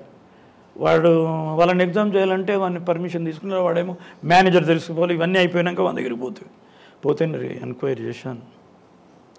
చెప్పురా బాబు, నువ్వు ఏ ఊరు, ఏం సంగతి, అంత వాని బ్యాక్గ్రౌండ్, తల్లిదండ్రి, వాళ్ళ తండ్రి ఏమో టీచర్, తల్లి ఏమో నర్సు, ఇట్లా పనిచేస్తుంది ఫలానా దగ్గర, అట్లా ఇట్లా అని వాడు అందరి వాళ్ళ హిస్టరీ అంతా రాశాడు. మరి వాడు ఈ అమ్మాయి విషయంలో అంటే నాకేం సంబంధం లేదు సార్, నా దగ్గర ఉంది అది, ఇట్లా ఉన్నది కదా అంటే, లేదు సార్ ఇదంతా అబద్ధాలు, అట్లా వాడు నిజం చెప్పారు కదా. అదే విధంగా జరిగింది. జరిగిన తర్వాత వాడు వినలేదు. మరి పెళ్ళి ఎందుకు చేసుకున్నారు, ఈమెన్ ఆడపిల్లల్ని అన్యాయం చేయొచ్చా, అట్లా మంచిది కాదు కదా, బీయింగ్ ఏ క్రిస్టియన్ అంటున్నావు, ప్రైజ్ ద లార్డ్ అంటారు, ఇవన్నీ అంటారు, ఇంత అన్యాయం చేయడం మంచిది కాదు, అట్లా ఇట్లానంటే ఇక వాడు నేనేం లేదు సార్, అది సార్, ఇది సార్, ఆమె ఎంతోమందితో ఉన్నది, వాళ్ళు ఇట్లా, నీవు ఉన్నావు కదా గ్యాంగ్లా అని నేనన్నా. ఉన్న తర్వాత వాడు కొన్నాళ్ళకి ఏమైపోయిందంటే, ఇక వాడు ఒక్కడే నాకు ఆధారం ఉన్నది, ఫస్ట్ సోర్స్, ఇంకా వేరే ఎక్కడ నాకు అవైలబుల్ లేరు, దొరకదు కూడా ఇన్ఫర్మేషన్. కొన్నాళ్ళకి ఇట్లా నేను ఎగ్జామ్ చేయగానే అది మా బావ దగ్గరికి వెళ్ళిపోయింది ఇన్ఫర్మేషన్. మా బావ దగ్గర వానమ్మ నర్సుగా పనిచేస్తుంది, మా బావనేమో హెల్త్ ఆఫీసర్. రాములు ఇట్లా ఒక కేసు అంట, వాళ్ళ పిల్లోడు ఏదో మర్డర్ కేసులో ఉన్నారని నువ్వు ఇన్వెస్టిగేషన్ చేస్తున్నావు అంట, ఏంటా అది చూడరాదు, బీదోళ్ళు వాళ్ళు అట్లా ఇట్లా నాతో అన్నాడు. ఇంకా నాకు జర కొంచెం మంచి సన్వి ఏర్పడిపోయింది. ఇక వాళ్ళతో మంచిగా ఫ్రెండ్షిప్ చేయాలని మళ్ళీ ఒకసారి పోయినా, బిడ్డ ఇట్లా వీళ్ళందరూ ఎక్కడెక్కడ ఉన్నారని మళ్ళీ వేగపోయి ఇట్లా మీటింగ్ పెట్టుకుంటే అక్కడ డాక్టర్లు కూడా నాకు పరిచయం అయిపోయినారు. ఎందుకు అడిగి పోవాలి, మళ్ళీ కూడా పోతే బాగుండదు అని చెప్పేసి, నా ఆరోగ్యం బాగలేదని మళ్ళీ అది అవుట్ పేషెంట్ టికెట్ తీసుకున్నాను, అది టెస్ట్ రిపోర్ట్లు అన్నీ చేయించుకోవడం ఇట్లా జరిగింది. బాగానే రోజులు జరిగిన తర్వాత ఓ రోజు ఇట్లనే గట్టిగా పట్టే వరకు కొందరు అక్కడ పోయినారు, సార్ పోయి ఉన్నట్టున్నారు, అడ్రస్లు తెలియవు, మరి ఎట్లరా అట్లా ఇట్లానంటే, బిడ్డ నీవైతే మరి నీవు వాళ్ళ అడ్రస్ ఇవ్వకపోతే నీవు లోపల అవుతావు, నీ మీద ఆధారాలు ఉన్నాయి, నీ మీద కేసు కట్టేస్తాను నేను, అట్లా ఇట్లా అంటే, వద్దు సార్ నీ కాలు మొక్తా, అట్లా మీరు ఎంత అంటే డబ్బు ఇస్తా, అట్లా ఇట్లా అన్నాడు. నేను మాట సపరండి పార్ట్ 1లో కూడా చెప్పాను, చూడు నాకు డబ్బు ఇవ్వాలంటే లక్షలు ఇవ్వాలి, కానీ నువ్వు మామూలుగా నీవెంత, నీ బతికెంత, నువ్వు మామూలుగా ఇస్తే నాకు సరిపోదు బిడ్డ, నాకు 1 నుండి 5 లక్షల వరకు లంచం. అదే అది ట్రిక్ అదంతే. అంతే, నా మాట సపరండి. నా ఇన్వెస్టిగేషన్లో అన్ని కేసులు ఇదే అడాప్ట్ చేశాను. అదే వాళ్ళు మనకు సరెండర్ అవ్వాలంటే వాడు డబ్బు ఇవ్వకూడదు, నేను తీసుకోకూడదు, వానికి వెళ్ళదు కదా. కరెక్టే. అంటే మీలాంటి ఆఫీసర్లు ఏం చేస్తారంటే సార్, అవతలని మనం ఓన్ చేసుకోవాలి, వదులుతాం. అదే ఉద్దేశం, తీసుకోవాలి ఇంటెన్షన్ కాదు. అదే అంటే కేసు డిటెక్ట్గా, అవును, what ever it may be, I have to detect the case. మీరు నాకు లక్షల్లో కావాలన్నారా? అన్న లక్షలు కావాలి, 1 lakh నుండి 5 lakhs లోపల నా రేంజ్, ఈ విధంగా చెప్పాను. నేను చెప్తే అంతనా సార్ అన్నాడు. అక్కడ సెక్యూరిటీ ఆఫీసర్ గాడు ఏం చేసినాడు, నేను సిఐడిలో ఉన్నా కదా, అప్పుడు నేను ఎక్కువ సఫారీలు వేసేవాడిని, బుల్లెట్ రాములు, సఫారీ రాములు అని నా పేరు సిఐడిలో. అయితే వాడు ఇట్లా అదే ఈ 2 పేర్లు చెప్పుకుంటూ మా దగ్గరికి వచ్చాడు. అక్కడ నాకు నా కొలీగ్సే నాకు పడి రాదు, అదే ప్రొఫెషన్ తెలిసి ఉంటుంది కదండి. అంటే అందరు ఒకవైపు, నేను ఒకవైపు సిఐడిలో. వారే మంచి టైం, వాడు వచ్చి ఇట్లా అన్నాడు సార్ అట్లా అంటే, వాడు అట్లనే అంటాడా, మిమ్మల్ని లోపల చేసేస్తాడు అని సంగతి మీకు తెలియదు అని ఈ సెక్యూరిటీ ఆయనకి చెప్పిండు. సెక్యూరిటీ కానీ ఎక్కడ అప్పుడు అల్గర్ అని చెప్పేసి ఐజీ, అవును, నాకు కన్సర్న్, బంగారం కడి అల్గర్ గారు, అల్గర్, అవును, చేతికి బంగారం కడి ఉంటుంది ఆయన దారికల్లేక. అయితే ఆయన కూడా ఎస్సీ క్యాండిడేటే. అయితే ఆయన నాకు బాస్ ఆ రోజుల్లో, ఐజీ. ఆయన దగ్గరికి పోయినరు ఆయన, వీళ్ళంతా ఒక రకంగా ఆయన కూడా నేనంటే పడదు. ఎందుకనంటే పడదు అంటే, అక్కడ ఇక పోలీసుల మీద మనం చెప్పుడేమంత మంచిది కాదు. అయితే అక్కడ కేసులన్నీ కండెమ్ చేస్తా, డిఎస్పీలు, ఇన్స్పెక్టర్లు వాళ్ళంతా చెప్పేది ఓకే, నేను వచ్చి ఒక్కరిని కేసు రైట్గా తీసేపోరకు ఆయనకు కోపం. అక్కడ నేను అప్పుడు then I was sub inspector, but నేను పెద్ద పెద్ద కేసులు ఎస్పీల మీద, డిఎస్పీల మీద, ఇన్స్పెక్టర్ అందరి మీద చేసేవాడిని. స్పెషల్ ఆఫీసర్ అని చెప్పేసి అందరి మీద, అది కూడా బోగస్ పేరు పెట్టుకుని చేపిస్తుంటాను. అయితే అప్పుడు డిఎస్పీ వెహికల్, నాకు ఎస్ఐ నుంచే అక్కడ వెహికల్ తక్కువ, డిఎస్పీ వెహికల్ ఆనందరావు అన్నాడు డిఎస్పీ, ఆయన వెహికల్ నాకు ఇచ్చేసిండు. అది కొన్ని 3 ఏళ్ళు 4 ఏళ్ళు నా దగ్గరనే ఉంది. అతనేమో ఒట్టిగానే రావాలి, బస్సులో రావాలి, బస్సులో వచ్చి పోవాలి, వాళ్ళు చేసేది ఏముంటుంది, ఆ ఇన్స్పెక్టర్ ఏం చేసిండు, ఈ ఇన్స్పెక్టర్ ఏం చేసిండు అని ఒట్టిగానే వాళ్ళు వాళ్ళకు కూడా కేసులు ఉంటారు, కానీ వాళ్ళు సరిగ్గా చేయలేదు కూడా నా లెవెల్లో. అయితే ఎన్నేళ్ళు పెట్టుకుంటావు నేను కేసులో అని ఈ ఐజీ అడిగాడు, అడిగారు నన్ను. అడిగితే నేనేమన్నా, సార్ నాకేం అక్కరుంది సార్ వెహికల్తో, నాకు ఇన్వెస్టిగేషన్లో నా దగ్గర బుల్లెట్ ఉంది, నేను దాని మీద పోయి చేసుకుంటాను, నేను అట్లా నాకు అక్కరం లేదు సార్, అది ఎట్లా అంటానంటే, ఆ వెహికల్ ఇచ్చేసి ఇమ్మీడియట్ అన్న. కొన్ని కేసులు ఉన్నాయి, ఆ కేసులు ఏం చేసి నేనేమి భయపడేవాడిని కాదు. ఆయన ఐజీ, నేను ఒక ఎస్ఐ లెవెల్ మనిషిని, ఆ బండలు తీసుకొని ఆయన ముఖం మీద కొట్టా, ఐజీ ముఖం మీద. ఒకప్పుడు కొట్టినప్పుడు ఈ కేసు నేను దొరికిపోయింది, ఆయన దగ్గరికి వచ్చింది. ఓహో, అందరు కలిసి ప్లాన్ వేసి యాంటీ కరప్షన్కు, వీళ్ళంతా పుణ్యాత్ములు నా మీద, యాంటీ కరప్షన్కు డైరెక్ట్ చేశారు. వీణ్ణిగా ఎవరిని చేసిండు, ఈయన్ని సెక్యూరిటీ ఆఫీసర్ న్యూ సిటీ హాస్పిటల్లోని ఆ పోరగాన్ని తీసుకొని పోయి ఏసీబీలో కంప్లైంట్ ఇచ్చారు. అది ఎప్పుడో ఒక వారం ముందు అవన్నీ జరిగిపోయినాయి. నేను అడ్మినిస్ట్రేటివ్ ఆఫీసర్ కూర్చొని మాట్లాడుతున్నాము, అంటే ఇద్దరము కూర్చొని, ఆయన బ్రాహ్మణ్, నేను ఎస్సీ, కానీ క్లోజ్ ఫ్రెండ్స్ మీ, ఒకరిని ఒకరు తినేవాళ్ళం కాదు. ఆఫీస్లో హెడ్ ఆఫీస్లో నేను ఉంటే ఇద్దరం కలిసి తినేవాళ్ళం, ఇద్దరం కలిసి ఆయన ఎవరి దగ్గర పోడు, నేను కూడా అంతే. ఆయన కట్టనేసి ఆయన ఆఫీస్ సపరేట్ ఉంటుంది, అందులో కూర్చోండి. తింటుంటే ఒక అతని వచ్చి తొంగి చూశాడు. వీళ్ళు చెప్పినారు కదా సిఐడి వాళ్ళంతా, సఫారీ సెట్ ఉంటుంది, ఇక్కడ ఒక మచ్చ ఉండే, అది పోయింది, నాకు పెద్ద మచ్చ ఉంటుండే, ఇప్పుడు కూడా కొంచెం ఉన్నదేమో, ఇట్లా మచ్చ ఉంటుంది, ఆయన దగ్గర ఉన్నాడు, ఆయన చూసుకున్నారు. వీళ్ళు చూసుకొని పోయి అంతా తయారు చేశారు. తయారు చేసి అంతకంటే మొదలు మా ఇంట్లో కూడా ఇన్వెస్టిగేషన్ అన్నీ జరిగిపోయినాయంట. ఇక చూసుకొని పోయిన తర్వాత ఒక వారం రోజులకు వీడు ఫోన్ చేస్తాడు నాకు, John Manohar, new city hospital.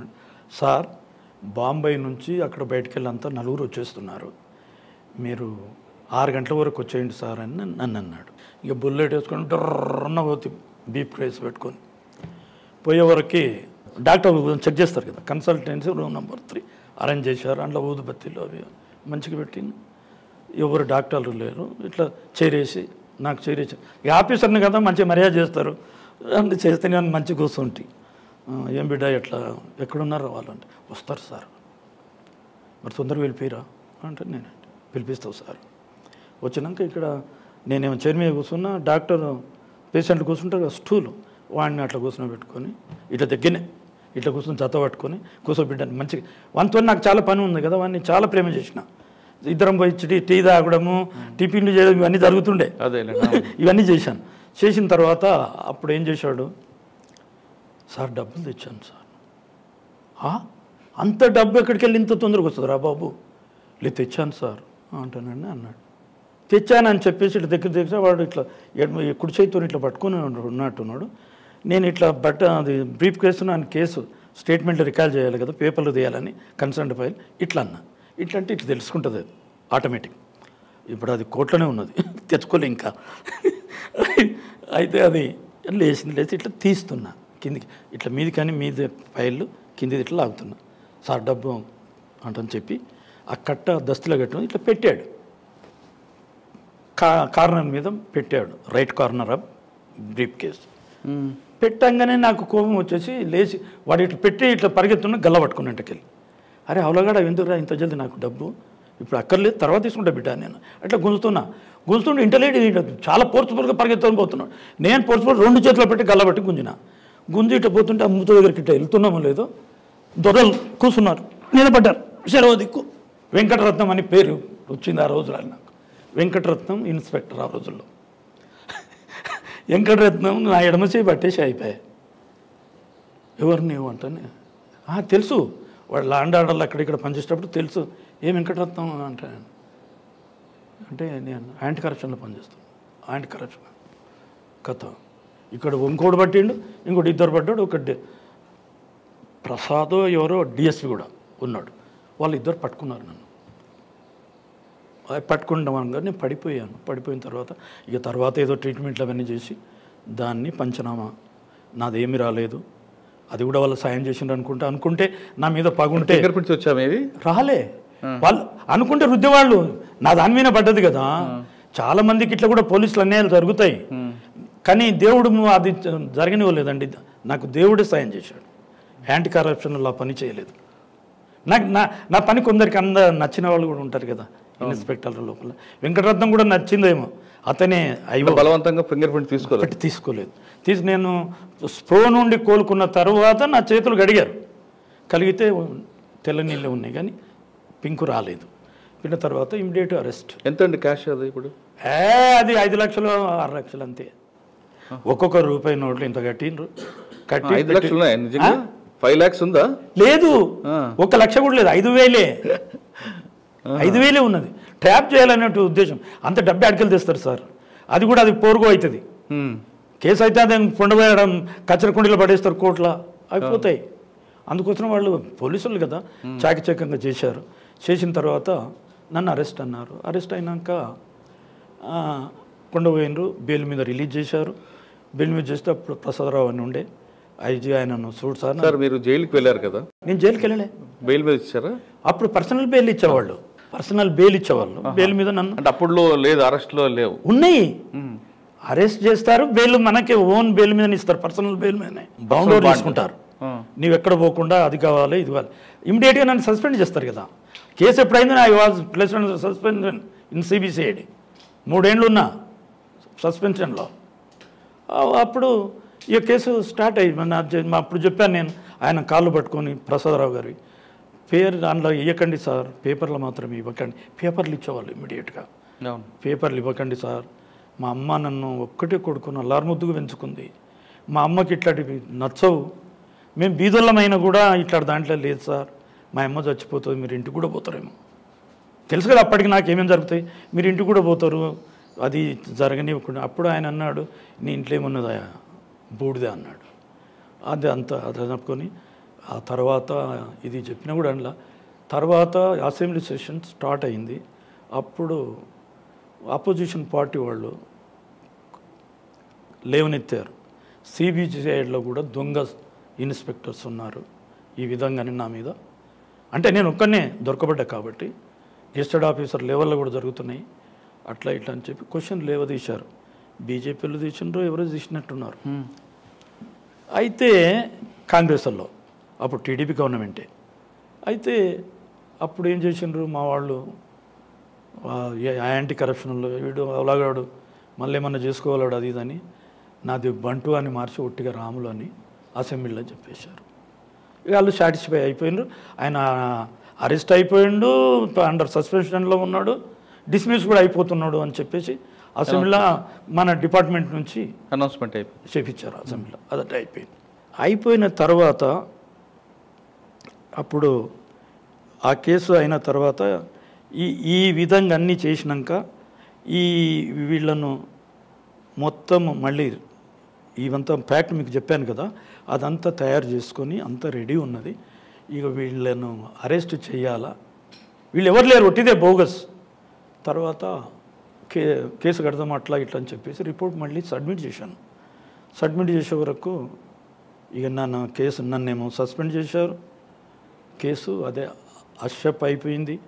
నా సస్పెన్షన్ పీరియడ్లో ఏసీబీ కోర్టు రన్ అయ్యింది. అది కూడా ఒక 2-3 ఏళ్ళు గడిచింది.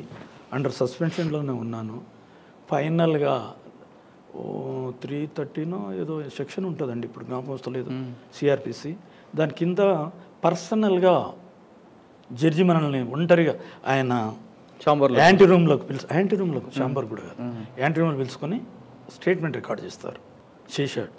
చేస్తే ఏమైనా ఇది ఏంటి, నువ్వు ఇంత అవలగడ ఉన్నావు, 5 లక్షల రూపాయలు నీకు ఎవడిస్తాడు, అంత లంచం తీసుకుంటావా, ఎన్ని కోట్లు కట్టినావు, ఎన్ని బిల్డింగులు కట్టినావు, ఎన్ని పొలాలు ఉన్నావు అని స్టార్ట్ చేశాడు జడ్జి. ఆయన చాలా స్ట్రిక్ట్ ఆఫీసర్, టెమిలియన్. ఆయన దేవుడు చెప్పాలంటే, నన్ను బతికించింది అతనే. అంటే సార్ మీరు ఏమన్నా చేయండి, వాస్తవమే చెప్పుకుంటూ వచ్చాను, వాస్తవమే మీతో కూడా చెప్తాను, మీరు అన్నది నా మాట సపరండి కరెక్ట్ సార్.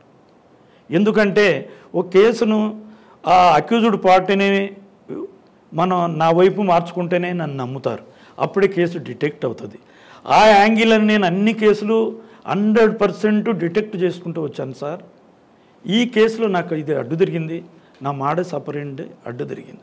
అంటే అప్పుడు ఆయన అన్నాడు, భక్త తుకారామును ఆయన అన్నాడు. ఆయన ఉన్న తర్వాత నేను నిజమే చెప్తున్నా సార్, మీ దయ, మీరు నన్ను ఏమన్నా నీటనన్నా ముంచండి, ఎట్లన్నా చేయండి, బాయిల్ నన్ను వేయండి, అయిపోయింది సార్ నేను అంటని చెప్పి నాకు అది అయిపోయినాక, అది అయిన తర్వాత మళ్ళీ 1 నెలకు హియరింగ్ వచ్చింది. ఫైనల్ జడ్జిమెంట్లు అన్నీ అంతా అయిపోయింది. ఈ కౌంటర్ వీళ్ళు నా అడ్వకేట్లు, వాళ్ళ అడ్వకేట్లు, గవర్నమెంట్ అడ్వకేట్లు అంతా ఎవిడెన్స్ అయిపోయినాక ఫైనల్ జడ్జిమెంట్ రిజర్వ్ అయింది. 1 నెల తర్వాత అదే అనౌన్స్ అవుతుంది. మాకు భాస్కర్ అన్న సూపరింటెండెంట్ ఇంజనీరు, నాకు చాలా క్లోజు. ఆయన చదువుకు దానికి బాగా తోడ్పడ్డ వ్యక్తి. ఆయన ఎప్పుడు హియరింగ్ ఉన్నా ఆయన నిజామాబాద్, వరంగల్లో పనిచేస్తుండే, ఆయన జీప్ తీసుకొని వచ్చి నన్ను కోర్టుకు తీసుకుపోతుండే. అట్లాంటి వ్యక్తి ఆయన. మటన్ గిట్ట వండితే నేను తిన్నంత వరకు నేను డ్యూటీలో ఉన్నా కూడా పోవాలి, లేకపోతే తిడుతుండే, లంగా నేను అట్లా ఆకలిగా ఉన్నా రారా అని. అంటే ఇక పెద్దన్నా కదా అని పోయి అట్లనే ఆయన చెప్పినట్టు తింటుంటే, ఆయన చెప్పినట్టే చదువుకున్నాను, ఆయన వల్లనే ఇంత ఆఫీసర్ కాగలిగిన. అయితే అప్పుడు వీడు ఎట్లా జడ్జిమెంట్ అగెనిస్ట్ అవుతా అంతా ఉన్నట్టు చెప్తున్నాడు వీడు అని చెప్పేసి ఆ ఛాంబర్లో అది ఉంటుంది కదా, బార్లు, బిహైండ్ ద బార్స్ అంటారు చూడు, అండ నిలబడాలి. నిలబడితే ఈయన కూడా వచ్చి నాతో నిలబడ్డాడు, వీడు పడిపోగలడు, చచ్చిపోగలడు అని చెప్పి అనౌన్స్మెంట్. ఏడుస్తున్న బాగా నన్ను వచ్చి ఇట్లా పట్టుకొని బిగితో పట్టుకుంటే జడ్జి అడిగాడు, నీవెవరంటే నేను ఇతని బ్రదర్ను సార్ అన్నాడు ఆయన. ఓకే, ఎందుకు నిలబడ్డావు అని అంటే, వణుకుతున్నాడు సార్ వాడు అని చెప్పేసి. అంటేనండి మొన్న తర్వాత ఇట్లా నెత్తి కిందకి వేసుకున్నాడు జడ్జి. నెత్తి ఇట్లా కిందకి వేసుకొని, mister B Ramulu so and so, inspector of CBCID, found not guilty అన్నాడు. అప్పుడు ఎంత సంతోషం మా అన్నకు మాకు. అదని ఆయన అంటే అప్పుడే కాళ్ళు మొక్కపోయినా ఆయన వినలేదు, లేచి వెళ్ళిపోయాడు. అట్లా జరగదంట. మనం అనుకున్నట్టు కోర్టు ప్రొసీజర్ ఉంటుంది కదా. నేను ఎట్లా ఎప్పుడైతే ఆయన దగ్గరికి నేను పరిగెత్తనికి పోతుంటే ఆయన లోపల లేచి వెళ్ళిపోయాడు, డోర్ వేసుకున్నాడు. ఇక ఆ తర్వాత ఆ కేసు అట్లా జరిగిపోయింది సార్. ఈ విధంగా ఆ కేసులో మిమ్మల్ని ఇబ్బంది పెట్టారు, చాలా ఇష్యూ చేశారు కదా, కానీ అసలు నిందితులు దొరికారా? ఇక దొరకడే. నేను పట్టణానికి పోయే వరకే దాన్ని అదైపోయింది, ఇప్పటికీ లేదు. తర్వాత ఆఫీసులు కూడా దాన్ని ఎవరు ఇంకా చేయడం, అది కెప్టెన్ పెండింగ్ టిల్ టుడే.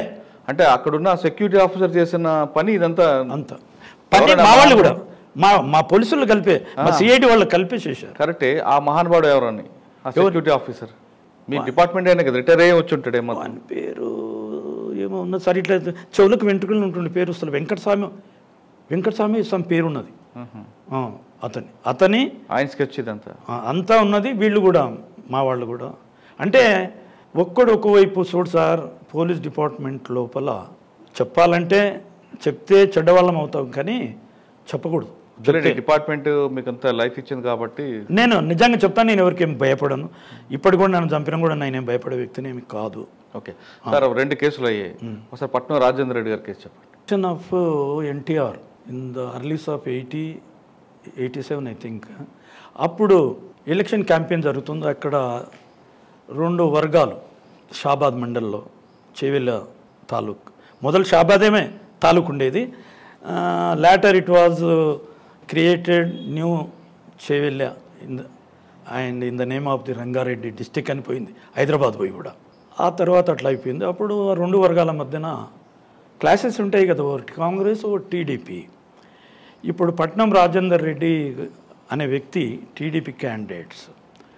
వీళ్ళు వాళ్ళ బ్రదర్ మహేందర్ రెడ్డి, ఇంకా నరేందర్ రెడ్డి కొడంగల్, అది ఈయన ఎక్స్ మినిస్టర్, ఇప్పుడు కూడా ఎమ్మెల్సీ ఏదో ఉన్నారు తాండూరు నుంచి మహేందర్ రెడ్డి గారు. వాళ్ళ ఫ్యామిలీ అంతా పొలిటికలే, వాళ్ళు మొత్తం ఆ విధంగా ఉన్నారు. ఈయన పెవరాపు టీడీపీ క్యాండిడేట్. అప్పుడు ఎవరున్నారో ఎస్సీ ఉండేదేమో, అది అప్పుడు మరి ఏదో ఉండేది, చేవెళ్ళ ఎస్సీ కదా, ఎస్సీ ఉండేదో మరి, అప్పుడు లేదో మరి, అర్థం లేదు. ఇప్పుడు ఎస్సీ యాదయ్య గారు ఉన్నారు. ఆ ఎస్సీ క్యాండిడేట్ మీద టీడీపీ తరపున ఎలక్షన్ క్యాంపెయిన్కి వెళ్ళాడు ఆయన. సర్దార్ నారాజ్ అంతా చేసుకుంటూ వస్తూ ఉంటే ఈయన గురించి ఏమో అంటారు, అలిగేషన్ చాలా ఉంటాయి, అట్లాంటివన్నీ ఉన్నాయంట. ఉంటే వాళ్ళంతా ఊర్లలో ఒక పెద్ద ఎనిమిటీ అనేది ఆయన మీద అగెనిస్ట్గా రాజేందర్ రెడ్డి మీద తయారైంది. అది కూడా బడుగు వర్గాల వాళ్ళు ఎక్కువ, బీసీలు, ఎస్సీలు, ఎస్టీలు. ఏ ఊర్లో ఉందండి ఆయనకి ఎక్కువగా రాయల్టీ? ఇదే బోడంపాటి, గొర్రెలు, షాబాద్, ఆ చుట్టుపక్కల షాబాద్ మండలి చుట్టుపక్కల ఊర్లన్నీ. అక్కడ వీళ్లకు సపోర్టు ఇంకో వర్గం వాళ్ళు కూడా, తిరుపతి రెడ్డి అని, ఓకే, అతని కాంగ్రెస్ లీడర్. వీళ్ళకంతా ఉంటుంది కదా, వర్గ వివాదాలు ఉంటాయి, అట్లాంటి ఉంటాయి అన్నమాట. వీళ్ళు కాంగ్రెస్ పార్టీకి టీడీపీ పార్టీకి వస్తుంటే ఇది ఉన్నదో లేదా ఆ వర్గంది, కానీ ఈ పార్టీలది ఇన్ఫ్లుయెన్స్ ఉండకపోవచ్చు, ఐ కెనాట్ సే. కానీ ఈయన హరాస్మెంట్లు అని చెప్పేసి ఈ ఎస్సీలు, ఎస్టీలు, బీసీలు అందరు పదురుకొని ఈయన్ని ఎప్పుడన్నా చంపాలనేటటువంటిది ఎప్పటి నుంచో కాసుకొని ఉన్నారట. ఈ విధంగా వస్తుంటే అప్పుడు ఆ బోడంపాటి చౌరస్తా దగ్గర, ఇది ఆ షాబాద్ నుండి సర్దార్ నగర్, చాదనార్కి వెళ్ళే రూట్లో రైటుకు బోడంపాటి చౌరస్తా అని వస్తుంది. అక్కడికి ఆయన వెహికల్, ఓపెన్ వెహికల్ అక్కడికి వస్తుంది. అక్కడ వచ్చినప్పుడు వీళ్ళంతా ఆ ఊర్లకు మళ్ళీ గొర్రెలగూడకు, బోడంపాటికి ఆయన పోనీకే పోతున్నాడు మళ్ళీ ఎలక్షన్ క్యాంపెయిన్. అక్కడ పొదలందరూ గొడ్డంలో పెట్టుకొని కూర్చుని అంటే మాకు వచ్చినప్పుడు మేము చాలా తర్వాత పోతాం కదా, అదంతా పోయిన తర్వాత అక్కడ ఏమని వచ్చేసిందంటే, అందరూ విలేజ్లో అందరు కలిసి గుంపు కూడా ఆయనను ముక్కలు నరికేశారు అని చెప్పేసి వేశారు. అది ఆ కేసు షాబాద్లో రిజిస్టర్ అయింది. దగ్గర nearing about in between 60 to 70 accused persons, అంతమంది మీద, అంత ఊరంతా. దాంట్లో కొంతమంది డాక్టర్స్ కూడా సత్యయ్య అని చెప్పి, వాళ్ళ అన్నదమ్ములు, ఇంకో చంద్రయ్య, వాళ్ళు ఏదో పేర్లు ఉన్నాయి, వాళ్ళంతా ఉన్నారు. వాళ్ళు కూడా ఎడ్యుకేటెడ్ యూత్ అంతా, ఆ చుట్టుపక్కల ఉన్న వాళ్ళందరూ చదువుకున్న పోరాలు లేటెస్ట్గా ఉన్న పిల్లలంతా చదువుకున్న వాళ్ళందరి మీద కేసులు కట్టేశారు. కేసులు కట్టేసినాక ఆ case later it was transfer to CBCID. అప్పుడు మెయిన్ కేసెస్ అన్నీ చేసేటి మేజర్ కేసెస్ సిబిసిఐడిలో వాయిదల్లి అని ఒక ఐజీ ఎవరండి? అల్గార్ గారేనా? కాదండి, పున్నారావు గారా? పున్నారావు ఆయన పుల్లన్న చాలా పుల్లన్న కాదు, పున్నారావు గారు. వాళ్ళు అంత లెవెల్లో లేరు వాళ్ళు అప్పుడు ఎస్పీలో పున్నారావు వీళ్ళంతా. అప్పుడు సరే పక్కన పెడదాం అన్నట్టు. కేసు గురించి చెప్పండి. ఇంకొక అతను ఉన్నాడు, ఆయన పేరు నార్త్ ఇండియన్ పేరు. ఆయన కూడా చాలా పవర్ఫుల్ డీజీ. అప్పుడు ఆ డీజీ పేర్లు వస్తలేవు నాకు, చాలామంది ఉన్నారు. అయితే ఆయనకు రిపేర్ అయితే ఈయనకు ఐఓగా వేశారు. వేసినప్పుడు మేమందరం, నేను, ఒక కాశీనాథ్, ఇంకో ఎస్ఐ మహబూబ్ ఖాన్ అని ఇంకా కొంతమంది ఆయనకు అటాచ్ చేశారు. ఐఓగా మేము ఐఓ ఐదల్లో అబ్దుల్ ఏదో పేరు ఉన్నది, ఆయన పేరు కూడా సరిగ్గా జ్ఞాపకం లేదు. ఆయన కింద పనిచేసాం.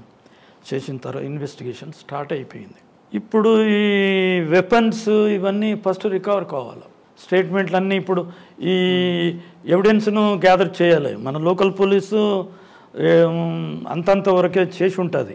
అందుకనే సిబిసిఐడికి రెఫర్ అయింది కాబట్టి మేము తరో ఇన్వెస్టిగేషన్ చేయాలి. అందులో అందరినీ ఎవిడెన్స్లు అంతా కలెక్ట్ చేసాం.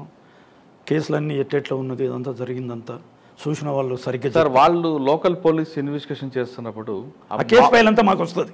కాదు ఆ మాబ్ అటాక్ అని చనిపోయారు, అక్కడ చంపారు. అక్కడ రికవర్ ఏం చూపించారు? వెపన్సా, గొడ్డల, కర్రల? నేను చెప్తున్నా, అదే దాని దగ్గరికి వస్తున్నా. అన్ని ఎవిడెన్స్లు ఇవంతా అయిన తర్వాత వెపన్స్ రికవర్ చేయాలి. ఏ వెపన్తోని చంపారు అనేది ఎవిడెన్స్లో వచ్చింది, రికార్డింగ్ ఎవిడెన్స్లో వచ్చింది. గొడ్డెన్లతో చంపాము, రాళ్లతో కొట్టాము అని చెప్పేసి కొట్టారని వచ్చింది. ఆ రాళ్ళు కూడా చాలా వాళ్ళు ఎప్పుడో కుప్పగా రాళ్లతో కొట్టాలని కూడా పోగు చేసి అడ్వాన్స్గా పెట్టుకున్నారు దారిలో. మేము పోయి కూడా చూసాం. అయిన తర్వాత వెపన్ పెట్టుకొని మళ్ళీ అక్యూజ్డ్ పార్టీని తీసుకొని సత్యయ్య అని డాక్టర్ వాళ్ళనంతా తీసుకొని పోయి ఎక్కడెక్కడ ఉన్నారంటే కొన్ని గుడ్డెండ్లు చాలాది అయిపోయింది సార్, అక్కడిక్కడ పడేసిండ్రు, ఒక గుడ్డలో 2 గుడ్డెండ్లు ఒక పొదల్లా పడేసినాం సార్ అని వాడు అన్నాడు. అతను అనగానే పోదాం ఏరియాకు స్పాట్కి వెళ్ళాము సార్. ఇక్కడ బోడంపాటి ఏరియా గ్రామం అంతా తిరగబడడానికి కారణం ఏంటి? అదే harassment on weaker sections by the Rajender Reddy. ఆ దౌర్జన్యాల కోపమే. భూముల కోసమా లేదంటే ఇంకా ఏదన్నా ఉండవచ్చు.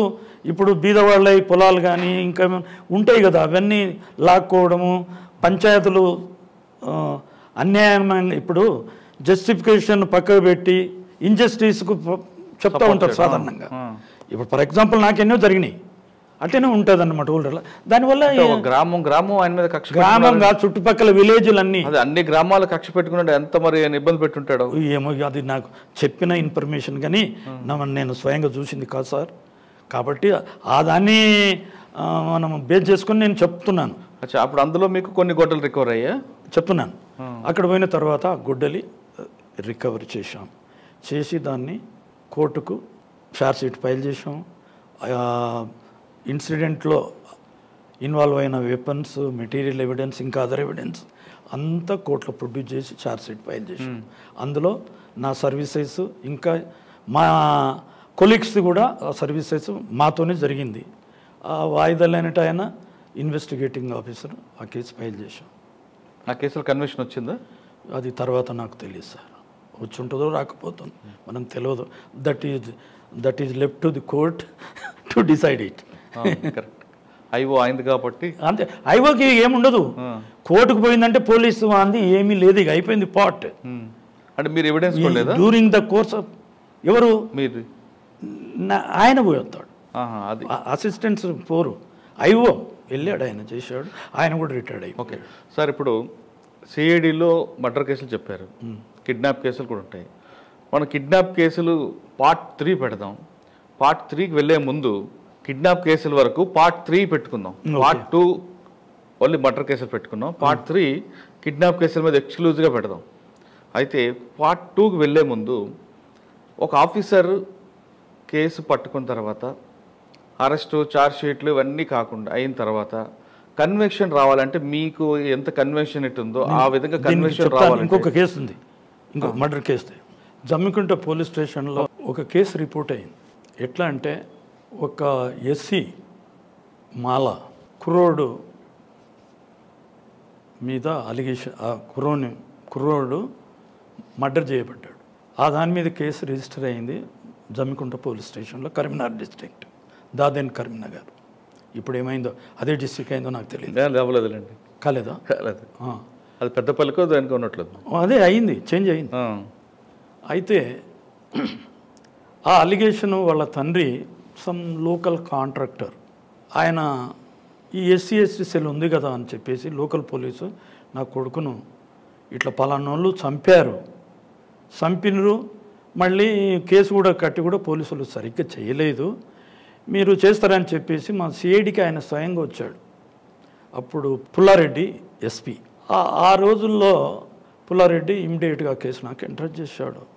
రాను ఇది ఎంక్వైరీ చేసి మొదలు, తర్వాత ఏముందో ఎవిడెన్స్ దొరికిన తర్వాత బుక్ చేయవచ్చు మనం అని చెప్పి నాకు కేసు ఎంటర్ చేశారు. నాకు మళ్ళీ అక్కడ అది మర్డర్ కేసు అని చెప్పేసి ఒక కాశీనాథ్ అనే ఇన్స్పెక్టర్ను కూడా నాకు జతకిచ్చాడు. ఆయన కూడా ఎస్ఐ. ఆ రోజుల్లో ఇద్దరం ఎస్ఐలో వెళ్ళాం. అంటే ఇన్ఛార్జ్ నేనే, నాకు ఆయన అసిస్టెంట్. వెళ్ళిన తర్వాత కేసు ఫైల్ తీసుకొని పోలీస్ స్టేషన్ పోయి రిక్వెజిషన్ ఇచ్చి సీడీ ఫైల్ తీసుకున్నాను. తీసుకున్న తర్వాత చదివి దాని మీద హిస్టరీ ఎలా ఉందంటే, ఒక గౌండ్లలో ఇల్లు, గౌండ్లలో ఇంట్లో ఈ అబ్బాయి అద్దెకుంటాడు చదవనీకి. వాడు చిన్న అది ఎంతవరకు ఉన్నా కానీ 10th చదువుతున్నాడు, 10th క్లాస్ చదువుతుంటా. వాళ్ళ ఇంట్లో కిరాయకుంటే ఆ ఇంట్లో, ఆ గౌండ్ల ఇంట్లో వాళ్ళ మొత్తం అందరూ కళ్ళు గీసేవాళ్ళే. కళ్ళు గీస్తారు, కళ్ళు అమ్ముకొని బతుకుతారు. ఆ జమ్మికుంట ఏరియాలకంతా కళ్ళు రోడ్ల మీద పెట్టి అమ్ముతూనే ఉంటారు. ఆ కళ్ళు అమ్మేటోళ్ళు. ఇంట్లో వీడు కిరాయకుంటే అదంతా చదివితే ఈ విధంగా ఉన్నది. ఇతడు చచ్చిపోయిండు, నోట్లోకి వెళ్ళి నురుగు వస్తుంది, వాళ్ళ ఇంట చచ్చిపోయిండు అని చెప్పేసి మన ఎఫ్ఐఆర్ చెప్తుంది. దాని మీద లోకల్ పోలీస్ స్టేషన్ ఇదంతా వాడంతలో వాడే ఈ కమిషనరేట్ సూసైడ్ అన్నట్టుగా కేసును క్లోజ్ చేసేసారు. 174 కింద క్లోజ్ చేసేసారు. అది మనకు వచ్చినాక అంతా చదివిపోయినాక ఇక స్పాట్కి వెళ్ళాలా. వాళ్ళ ఇంటికి వెళ్ళాను. ఫస్ట్ సీనా పప్పిని చూడాలని ఆ ఇంటికి వెళ్ళాను. ఇంటికి వెళితే ఎట్లా ఉందంటే, ఇక్కడనేమో ఓనర్స్ ఉంటారు, ఈ రూమ్లోనేమో ఆ కుర్రోడు అద్దెకుంటాడు. మధ్యలో ఒక విండో ఉంటుంది. ఆ విండో తెరుచుకోవచ్చు, మూసుకోవచ్చు ఆ విండో. అయితే ఈ కుర్రోడు ఇట్లనే ఉంటుండు. ఆ తల్లి ఏమో మొగడు చచ్చిపోయిండు, ఆ ఆ ఇంటి యజమాని మామ చనిపోయిండు, అత్త ఉంటుంది, బిడ్డ ఉంటుంది. వీడు సొంత మేనమామ, అక్క బిడ్డనే చేసుకున్నాడు వీడు. ఆ పిల్ల చాలా యంగ్ పిల్ల, చాలా చిన్న పిల్ల. అప్పుడు ఎంత ఉన్నదో నేను అనుకుంటాను, మంచి వయసులో ఉంది, 18 ఏళ్ళు ఉంది. వీడేమో ఏజ్డ్ పిల్ల, ఎవరు మొగడు. వీడు కళ్ళు గేనికి పోతాడు. అదంతా పోయిన తర్వాత అదంతా చెక్ చేసుకున్నాక ఇంట్లో ఎవరు ఉంటారు, ఇంట్లో మేము ఉంటాం సార్. ఆ పిల్ల ఉన్నది, వాళ్ళ అమ్మ ఉన్నది. అందులోనాక ఇంట్లో ఎవరు ఉంటారు, ఆ పిల్లగాడు. అక్కడ ఆ మంచం ఉన్నది, ఆ మంచం మీద వాడు చచ్చిపోయి ఉన్నాడు. అంటే as per CD FIR case file ప్రకారంగా, లోకల్ పోలీస్ ప్రకారంగా అక్కడ ఉన్నారు. ఈ పిల్లోడు ఇక్కడనే పండుకుంటా, మంచం ఉన్నది ఇనుపది మంచం ఉంది. ఆ మంచం ఈయనేమంటుండే ఆ పిల్లోడు. ఎట్లా ఉంటుంది, ఇక్కడ మంచమేమో ఈ పిల్లది ఉంటుంది, ఇతర గోడ మధ్యలో వీంది ఉంటుంది. ఆ కిటికీలోకి వెళ్ళి ఇద్దరు, వీడు ఎప్పుడైతే బయటికి పోతాడో ఇద్దరు అంతా అన్ని కిస్సింగులు బొస్సింగులు అన్నీ పించింగులు బొంచింగులు అన్నీ జరుగుతూ ఉన్నాయి. ఇక వాడు పోగానే వాడు ఈ పిల్ల ఇంట్లోకి ఈ తలుపు తీస్తూ ఇంట్లోకి వెళ్ళిపోతుంది. ఏజ్డ్ కదా వీడు, యంగ్ ఫెలో కొత్త పోరుడు చదువుతున్నాడు, తండ్రికి ఒక్కడే కొడుకు కథ. ఒకరోజు వీడు కళ్ళం కొన్ని మొగడు వచ్చిండు, ఈ పోరి ఆ పోరాడు అందులో ఉన్నారు చూశాడు. చూసిన తర్వాత ఏం చేశాడు, భర్త కదా అది మాలా ముండా కొడుకు ఇంత పని చేస్తాడా, వద్దే మా అక్క కన్నా వాళ్ళకి ఇయ్యొద్దే మాలకు కిరాకీ వద్దట కూడా ఇచ్చింది, బుద్ధి లేని అట్లా ఏంటని వాళ్ళ అక్కను ఒకసారి తిట్టిండంట కూడా, వాళ్ళ భార్యను కూడా కొట్టిండు వాడు 2-3 సార్లు. ఆయన అలవాటు పడ్డ పిల్లలు ఎట్లుకుంటాడు, అప్పుడు ఆడికెళ్ళిపోతాను లేడు, వానికి చదువు ఇదే చదువు చదువుతున్నాడు, అదే అయిపోయింది. చదువుకుంటూ అట్లా ఇట్లా ఉన్న తర్వాత ఒకనాడు ఈ కొడుకుని లేపాలనుకున్నాడు, కళ్ళులో విషం వేసుకొని తెచ్చిండు, తాపిండు బాగా. కళ్ళు ఏం వేసాడు? కళ్ళులా విషం, పాయిజన్. ఈయన చంపాలనుకున్నాడు కదా, మామూలుగా చంపితే లేనిపోంది అవుతుంది అని చెప్పేసి కళ్ళులా పాయిజన్ వేసుకొని తీసుకొచ్చి మంచిగా ఫ్రెండ్షిప్ లేక మంచిది కోడిని బొన్ని కోసుకొని తిని అందరు కలుసుకొని వీళ్ళింట నిండు ఆ పొరగాడు కూడా పెడుతుండే. వీళ్ళు ఈ పిల్ల పెడుతుంది కదా మంచిగా పెట్టుకుంది కాబట్టి బిలవుడు కాబట్టి మంచిగా చేసినాక కళ్ళు బొల్లు అది బాగా తిన్నాక కళ్ళు బాగా తాగిపించిండ్రు, తాగాడు, స్వర్గానికి వెళ్ళిపోయాడు. స్వర్గానికి మీరు చెప్తారు, వెళ్ళిపోయాడు వాడు, పైకి వెళ్ళిపోయాడు. ఇక అంతే, నోవేర్ కథం అయిపోయింది, చంపేశారు. దాన్ని 174 నాట్ డిటెక్టబుల్ అని చెప్పేసి కేసు కొట్టేశారు లోకల్ పోలీసు. ఆ రిపోర్టు ఇక మేము కూడా ఎంత అయిపోయాక ఎవిడెన్స్ ఏమీ లేదు, తర్వాత దాని లోపల కూడా కేసు ఏం కట్టకుండా ఇది ఏమీ ఆధారాలు లేవు కాబట్టి ఇది ఎంక్వైరీ మేబీ క్లోజ్డ్ అని చెప్పి రిపోర్ట్ ఇచ్చేశారు. మీరు సార్ మరి 174 అయిన తర్వాత పోస్ట్ మార్టం అవుతుంది కదా, అవన్నీ పోస్ట్ మార్టంలో లోపల కళ్ళు తెలియదు, కళ్ళు పాయిజన్ కూడా వస్తుంది కదా, వచ్చినా కూడా వీళ్ళు సరిగ్గా చేయలేదు కదా, మీరు చేయొచ్చు కదా, మళ్ళీ ఫర్దర్ ఇన్వెస్టిగేషన్ చేయాలని చెప్పి రాశాను. సార్ ఫైనల్గా చెప్పండి, కన్విక్షన్ రావాలంటే ఒక ఆఫీసర్ ప్రొసీజర్ ఏ విధంగా చేయాలండి? కన్విక్షన్ రావాలంటే ఐఓ హూఎవర్ ఈజ్ ఐఓ ఈ ఫస్ట్ ఏమి చేయాలంటే ఆయన మైండ్లో ఒక రకమైనటువంటి యాంగిల్ ట్రిక్ రావాలి, ఐడియాస్ ఉత్పన్నం కావాలి, అప్పుడే ఆ కేసు డిటెక్ట్ అవుతుంది. ఎందుకనంటే ఒక్కొక్క ఐఓది ఒక రకంగా ఉంటుంది.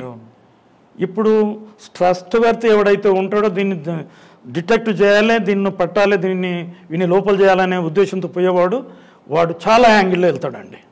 ఒక యాంగిల్లో దొరికిపోతే మరొక యాంగిల్ దొరికిపోతే ఇంకో యాంగిల్. ఇప్పుడు నేను పాల్స్ క్యాస్ట్ సర్టిఫికెట్స్ కూడా చాలామందిని 100 మందిని చేశాను, చాలా రకాల ఎవరు నేను అనుకుంటే కొంతమంది పెద్ద పెద్ద పోలీస్ ఆఫీసర్ల మీద కూడా చేశాను, కానీ చాకచక్యంగా ఉంటారు వాళ్ళు. అంటే మనకు ఐఓ కిక్ ఉండాలి. అయితే దాని ప్రాసెస్ ఎట్లా ఉండాలంటే, ఇప్పుడు ఒక మర్డర్ కేసు జరిగింది, ఫర్ ఎగ్జాంపుల్ చెప్తాను. అక్యూజ్డ్ని మనం పట్టుకుంటాం మర్డర్ కేసుల్లో. మొట్టమొదలు దౌర్జన్యం, ఇప్పుడు మా పోలీసు వాళ్ళు నేను అంటున్నాను, పోలీసు వాళ్ళు లా ప్రకారంగా డ్యూటీలు చేయట్లేదు ఏమని అనుకొని, they are violating law and likewise they are doing nonsense and third method degree against the accused or victims also. ఈ విధంగా చేస్తున్నారు, అది పద్ధతి కాదు. నువ్వు మొదలు ఒక అక్యూజ్ను పెట్టుకొని కొట్టక్కర్లేదండి, లేనే లేదు. మీకు ఫర్ ఎగ్జాంపుల్ కారంచెట్టు కేసులో చెప్పాను, 32 మందిని నేను ఎట్లా అరెస్ట్ చేశాను, అదే ప్రొసీజర్. నీవు ఏ విధంగా అవుతుందని నీ ఆలోచన వస్తే తప్పకుండా కేసు సక్సెస్. ఇక్కడ ఒక ఇష్యూ సార్, నేను చెప్తాను, ఇంక దీన్ని ఎట్లా చేయాలి అది చెప్పిన ఇంగ్రీడియంట్స్ ఏంటో నేను చెప్తాను, దాన్ని చెప్పినాక మీరు క్వశ్చన్ వేయండి. అయితే అక్యూజ్డ్కు ఉన్న అలవాట్లు ఏమిటి, మనం మొదలు దాన్ని అబ్జర్వ్ చేయాలి, బాగా అడగాల. బాగా అడుగుతుంటే చెప్తాడు, నేను కొట్టను బిడ్డ, ఏమొద్దురా, మానవులే పొరపాట్లు చేస్తారు, మానవుడు పుట్టింది మంచి చెడు చూడడానికే కదా, నువ్వు మంచి చూద్దాం అనుకుంటావు, చెడు చూద్దాం అనుకుంటావు, తెలివి లేకనే కాదు, తెలివితోనే తప్పు చేస్తాడు మానవుడు. కాబట్టి నువ్వే మనవుడు ఎందుకు దెబ్బలు తినేది, ఎందుకు ఊరికే థర్డ్ మెథడ్ డిగ్రీ ఎందుకు, వాడు ఇంట్రాగేషన్ చేస్తుంటే వాడు అక్యూజుడు కాళ్ళల్లో మేకులు కొడతారండి, పెట్రోల్ పోసి ముడ్డి కాలుస్తారండి, ఎంత అన్యాయం. ఇప్పుడు స్టూవార్డ్ పూరపు క్రిమినల్స్ ఉన్నారు, పత్తినగరకు ఉన్నారు, ఎరకలా వడ్డేవాళ్ళు, వాళ్ళు నిజంగా చెప్తున్నాను, నీవెంత చెప్పినా నీవు వాళ్ళు చెప్పరు. సావనికనే సిద్ధం ఉండి వాళ్ళు ఒక ప్రొఫెషన్ ఎన్నుకున్నారు. They are called professional offenders. వాళ్ళు నువ్వు ఎంత సావనిక సిద్ధం కానీ ఫ్యాక్ట్ రివీల్ చేయనిక వాళ్ళు ఉండరు. కాబట్టి మన మైండ్లో అది రావాలి. ఐఓకి ఓవెవర్ మేబీ ఐఓ ఆయన మైండ్లో అది రావాలి, థింకింగ్ రావాలి. ఆ థింకింగ్ నువ్వు ఎట్లా డిటెక్ట్ చేద్దాం అనేటువంటి థింకింగ్ ఉంటే వాని సైకాలజీ ప్రకారంగా లాజిక్గా అని ఇంట్రాగేషన్ స్టార్ట్ చేయాలి. ఎట్లా చేయాలి అని ఆశయాలు ఏమున్నది. మొట్టమొదటి బిడ్డ నీవేం తింటావు చెప్పు, ఆకలి ఉన్నావా? ఎవరని ముఖం చూస్తే ఆలిపోయినట్టున్నది బిడ్డ, చాదెత్తునా లేకపోతే బిర్యానీ తెప్పిద్దామా, ఏం తింటావు బిడ్డ చెప్పరా, నాకు కూడా ఆకలింది, ఇద్దరం తిందామా అట్లా అనేవరకు వానికి ఎంత అవుతుంది, ప్రిన్సిప్ ఏర్పడుతుంది. అతను అనేవారు సార్ ఎంత మంచివాడు, మిగతా అందరూ వచ్చి కొడుతున్నారు తంతున్నారు, ఈ సార్ అట్లా ఏంద్రా అమ్మ చాలా మంచివాడు, ఇంత మంచిగా మాట్లాడేవాడు ఎక్కడున్నాడు అని అనుకుంటారు. అనుకున్న తర్వాత వాడు చెప్తాడు, సార్ నేను ఇది తింటా అంటే నువ్వు బిర్యానీ బాగా అలవాటా అని నేను అంటే, అవును సార్ నేను బిర్యానీ ఎక్కువ తింటాము అట్లా ఇట్లా అని అంటారు. అన్న తర్వాత ఈ విధంగా జరుగుతుంటే వాడికి ఒక మంచి ప్రేమ అనేది ఏర్పడి ఇంకో యాంగిల్లో పోవాలి. నీకు ఎంతమంది అక్కచెల్లెండ్లు, ఎంతమంది అన్నదమ్ములు, మీ అక్కచెల్లెండ్ల పెళ్ళిళ్ళు అయినాయా, పేరటాలు అయినాయా, మీ అన్నదమ్ములు ఏం చేస్తారు, మమ్మీ ఏం చేస్తుంది, డాడీ ఏం చేస్తారు అని చెప్పేసి తెలుసు. ఇవన్నీ చెప్పుకుంటూ పోయే వరకు వాడు పూర్తిగా మెల్ట్ అయిపోతాడండి. మెల్ట్ అయ్యే వరకు ఏమైపోతాడు, వాని కాన్షియస్ నిజానికి వస్తుంది. వాడు నిజంగా ఇంతమంది. ఇంకొకటి చూడరా, నీవు జైల్లో నువ్వు చేసే ప్రొఫెషన్ ఇదే, నీవు ఇది దొంగతనం చేస్తేనే బతుకుతావు, నీవు మర్డర్ చేస్తుంటే నువ్వు మళ్ళీ మర్డర్ చేస్తావు, మళ్ళీ జైలుకోతావు, మళ్ళీ మంచి ఫెసిలిటీ ఉంటుంది కోర్టులో, నీవు అదే నమ్ముకుంటే ఎట్లా? నువ్వు కొంచెం మార్పు రావాలా. నీకు ఇప్పుడు నీవు పెళ్లి చేసుకున్నావు, నీ పిల్లలు ఏమవుతావు, పిచ్చగల్లా అయిపోతారు. నీ భార్య చూడు, నువ్వు లేవని చెప్పి ఇంకో నింబడిపోతుంది, ఎంత అవమానాలకు గురవుతుంది. నువ్వు లేవని మీ అమ్మ ఇంకో దొంగతనం చేస్తుంది, మీ నాయన దొంగతనాలు చేస్తారు. ఇవన్నీ చాలా తప్పు బిడ్డ, నువ్వు అట్లా ఇట్లా అని చెప్పేసి వానికి చెప్తుంటే ఏమైపోతుందంటే ఆటోమేటిక్గా ఒక రియల్ స్టేజ్కి వచ్చేస్తాడు. వచ్చేసిన తర్వాత ఫర్ ఎగ్జాంపుల్ ఒక కేసు చెప్తాను నేను, దీంట్లో ఇట్లా జరిగింది. ఒక ప్రొఫెషనల్ హౌస్ బ్రేక్ థెఫ్ట్ కేసులు చేసేవాడు, దయానంద్ అని, పత్తినగర్ కేసులో, పత్తినగర్ ప్రాపర్. వాడు రైల్వే గూడ్స్లు ఇవి ఉంటాయి కదా, అన్నీ ప్రాపర్టీస్ అన్నీ ట్రాన్స్పోర్టింగ్ ఉంటుంది, రైల్వే గూడ్స్ పత్తినగర్ వచ్చి ఆగుతాయి ట్రైన్లో. గేటు పడుతుండే అప్పుడు, ఇప్పుడు బ్రిడ్జ్ అయింది కానీ అప్పుడు గేట్, ఎర్రగడ్డ బ్రిడ్జ్ దగ్గర పడి ఆగి, ఆ గేట్ కాదు ఈడ ఉండే పత్తినగర్ గేట్ ఉండే, పత్తినగర్ ఫస్ట్ ఫ్లైఓవర్ పడింది. అచ్చా ఓకే, పైప్ లైన్ పక్కన. ఇప్పుడు అంతా ఇండస్ట్రీస్ ఏమైనా ఉంటాయి. అయితే అక్కడ గేట్ పడే వరకు ఈ గూడ్స్ బండ్లన్నీ రావాలి, బియ్యాలు చక్కెరలు మొత్తం అన్నీ పడదోయాలి కింద. అది గేట్ దిగనే కుంకు అనేది వెళ్ళిపోతుంది. ఇవన్నీ తీసుకుపోయి వీళ్ళు ఆ వడ్డీ రోడ్లు ఇండాలు ఇవన్నీ చేసేవాడు. గేటు పడినప్పుడు ట్రైన్ ఆగదు కదండి? ఆగుతుంది, బస్సులు ఆగుతాయి కదా, లారీలు ఆగుతాయి, బస్సులు లారీలు అవుతాయి కదా. ఇప్పుడు గూడ్స్ బండ్లు వచ్చి ఇక్కడ వాళ్ళు సిగ్నల్ ఇస్తారు, తొందరగా సిగ్నల్ పడకపోతే ఆగుతుంది సార్ అడగ. ఓహో, సిగ్నల్ లేకపోతే ఆగుతుంది. స్టేషన్ దగ్గర, స్టేషన్ దగ్గర గేట్ దగ్గర, స్టేషన్ దగ్గర ఉండదు. స్టేషన్లోకి వెళ్ళి బేగంపేట నుంచి బయలుదేరుతుంది. తర్వాత పత్తనగర్ గేట్ ఫస్ట్ వస్తుంది, తర్వాత సన్నత్నగర్ రైల్వే స్టేషన్, తర్వాత ఇంకోటి కూకట్పల్లి గేట్, మూసపేట గేట్ వచ్చాయి. ఇక్కడ వచ్చే వరకు ఆపే వరకు ఇవన్నీ చేసేవాళ్ళు. వీడు ఏం చేసేదంటే వాళ్ళని ఎంత కొట్టినా వాళ్ళు ఏం తింటారు తెలుసా, స్పిరిట్ తాగుతారు, పచ్చి మాంసం తింటారు. ఎంత కొట్టినా చెప్పరు, చీల్చినా చెప్పరు, మేకలు కొట్టినా చెప్పరు, ఎన్ని చేసినా చెప్పరండి. వాళ్ళంతా ప్రొఫెషనల్స్. అయితే వీడు ఈ రాబరీ దొంగతనాలు చేశాడు. చేసిన తర్వాత ప్రాపర్టీ దగ్గర 2 లక్షలు 3 లక్షల వరకు దొంగతనం చేశాడు. అది పట్టుకున్నాం. కానీ ఎక్కడైతే వీడు అరెస్ట్ చేసిండో అక్కడ ఫింగర్ ప్రింట్స్ కలెక్ట్ చేశాము.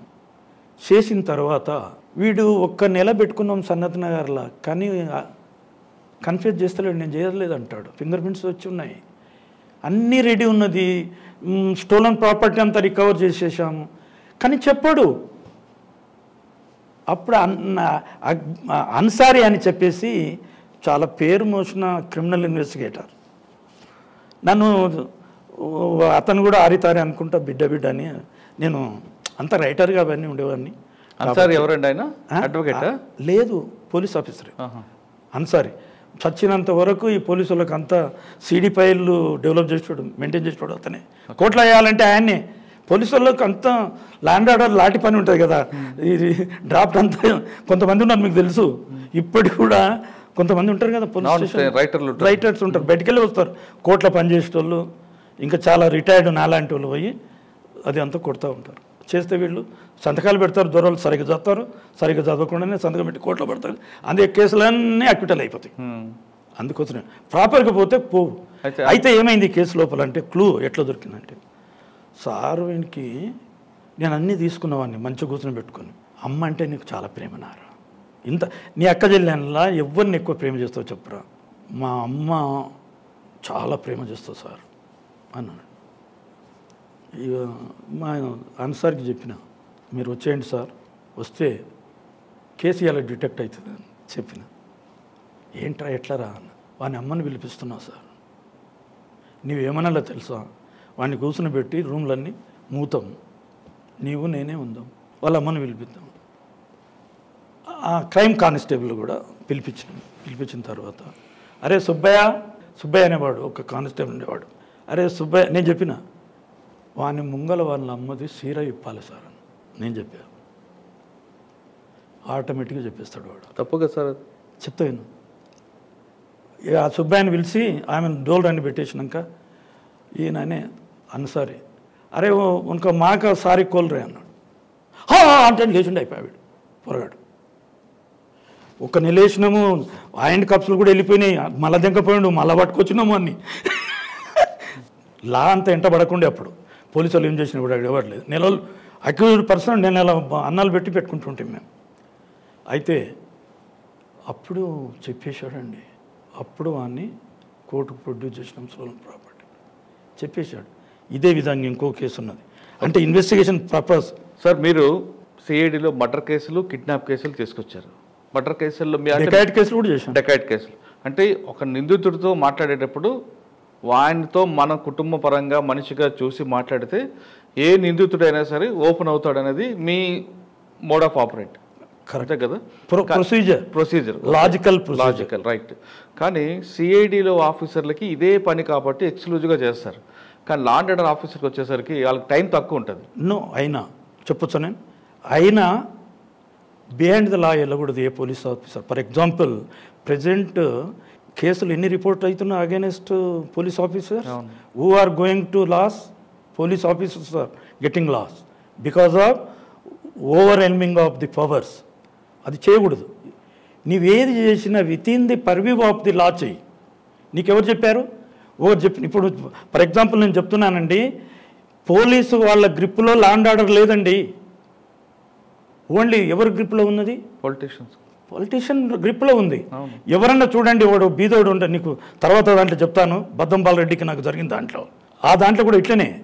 నాకేమో నేను చేస్తాను, ఒక న్యాయం ఉంటే న్యాయం మనం చేస్తాం, నిజం ఉంటే నిజాయితీ పరునికి న్యాయం అనేది తెలుసు, అన్యాయం అనేది తెలుసు. ఇది అన్యాయం ఉందిరా అని చెప్పేస్తే వాడే ఒక డిసిషన్కి వచ్చి వాడే సెటిల్ చేస్తాడు కేసు. ఈ మీడియేటర్స్ ఎందుకండి?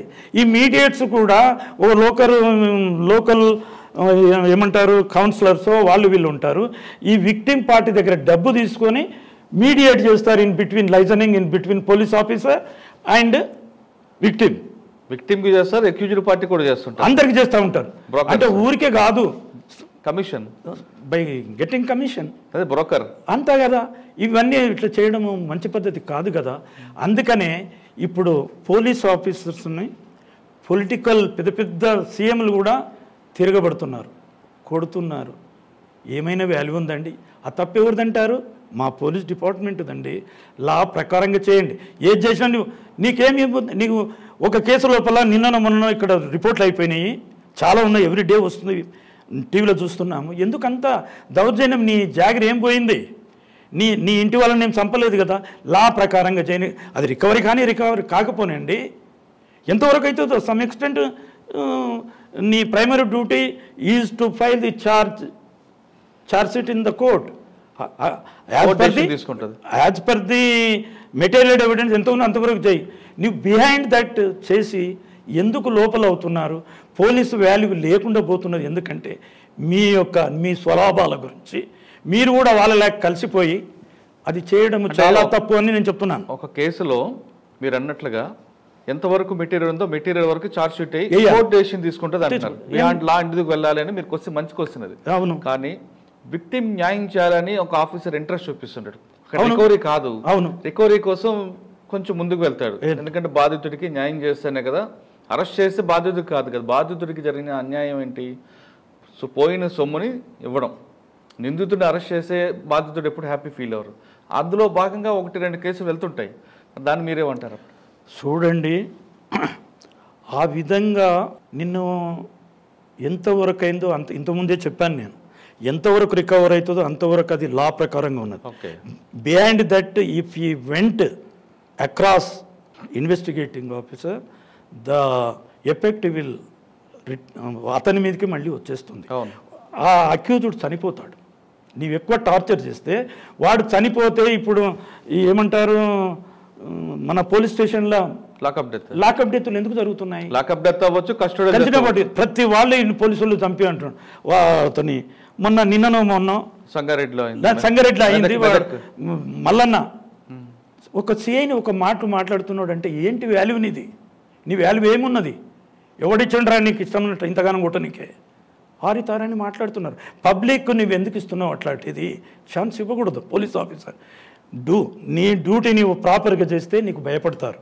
మానవులు భయపడేది ఒక్కటేనండి, నువ్వు కరెక్ట్గా ఉన్నప్పుడు, నువ్వు చెడ్డ అలవాట్లకు ఎప్పుడైతే నువ్వు పోవో అప్పుడు పబ్లిక్ నీకు దండం పెడుతుంది. వీళ్ళు పోలీసులు చేయడము behind the limits, behind the purview వీళ్ళు చేస్తున్నారు కాబట్టి బదనామీ అయిపోతున్నారు. ఈవెన్ పొలిటికల్ ఎమ్మెల్యేలు, పెట్టి లీడర్స్ తిరగబడుతున్నారు, కొట్టబోతున్నారు, కొడుతున్నారు. ఏం వాల్యూ ఏముంటుంది? ఇప్పుడు ఇదేనా మనకు పోలీసులో ఇచ్చింది? నీ జీతం, మన జీతాలు చాలు అనుకుంటే మనం కూడా వాళ్ళకి శ్రీమంతులం అయిపోదాము అనుకుంటే ఎట్లా? అది పద్ధతి కాదు. నీకు సరిపోతుంది జీతం, నువ్వు అనుకుంటే సరిపోతుంది. చూడండి, ఒక బీదవాడు ఒక లేబర్ పని చేసిన కూడా అదే తిండి తింటున్నాడు. నువ్వు పెద్ద దొరవాయి కూడా అదే తిండి కదా, వేరేం పోవు. ఆ 3 పూటలు తినేది 3 పూటలే మామూలు తిండే. ఆ మామూలు తిండి కొంచెం డైనింగ్ టేబుల్ మీద తింటే మంచి తిండి తింటారు అనుకుంటారు. కొందరు చెట్టు కిందనో గుడిసెలు తింటే అది బాగలేదురా అన్నం అనుకుంటారు. పబ్లిక్లో ఉన్న ట్రెండ్ అది. కాబట్టి మనం చేసే డ్యూటీ ప్రాపర్గా చేయాలి. ఇప్పుడు నిజంగా చెప్తున్నాను, టోటల్గా పోలీస్ డిపార్ట్మెంట్ అవమానాలకు గురవుతున్నది రాను. ఇప్పుడు లా అండ్ ఆర్డర్ను నీవు ఒక లా మేకరు, నీకు కోర్టు ఒక పవర్స్ ఇచ్చింది, దాని ప్రకారంగా నువ్వు యాక్ట్ చేయాలి. కానీ బిహైండ్గా వెళ్ళిపోయి నువ్వు చేసే తప్పులన్నీ ఇవి చాలా తప్పులు. పోలీస్ ఆఫీసర్ అట్లా చేయకుండా ఇండిపెండెంట్గా ఇన్వెస్టిగేషన్ వాళ్ళ పవర్ను యూజ్ చేస్తే ఎలాంటి ఇబ్బందులు రావు సార్. అందుకనే అట్లాంటి ఆఫీసర్ ఎప్పుడో కొంతమంది ఉన్నారు, వినరు వాళ్ళు. నిజంగా నీ డ్యూటీ నీ అందుకనే కొంత నిజాయితీగా ఉన్న ఆఫీసులో కోపం వచ్చి ఎవడన్నా పొరపాటు చేస్తే చాలా కఠినంగా శిక్షించే వాళ్ళు కూడా కొంతమంది ఉన్నారు పోలీస్ డిపార్ట్మెంట్లో. కానీ ఈ రోజుల్లో ఈ డెమోక్రసీలో, ఈ ప్లూరలిజంలో పోలీస్ డిపార్ట్మెంటు టోటల్లీ ఒకవైపే జరుగుతుంది. పెత్తందారులు ఏ విధంగా చెప్తేనే కేసులు డిసైడ్ అవుతుంది. అట్లా కాకూడదు. న్యాయాన్ని, ట్రస్ట్ వర్త్గా న్యాయాన్ని ప్రూవ్ చేయండి.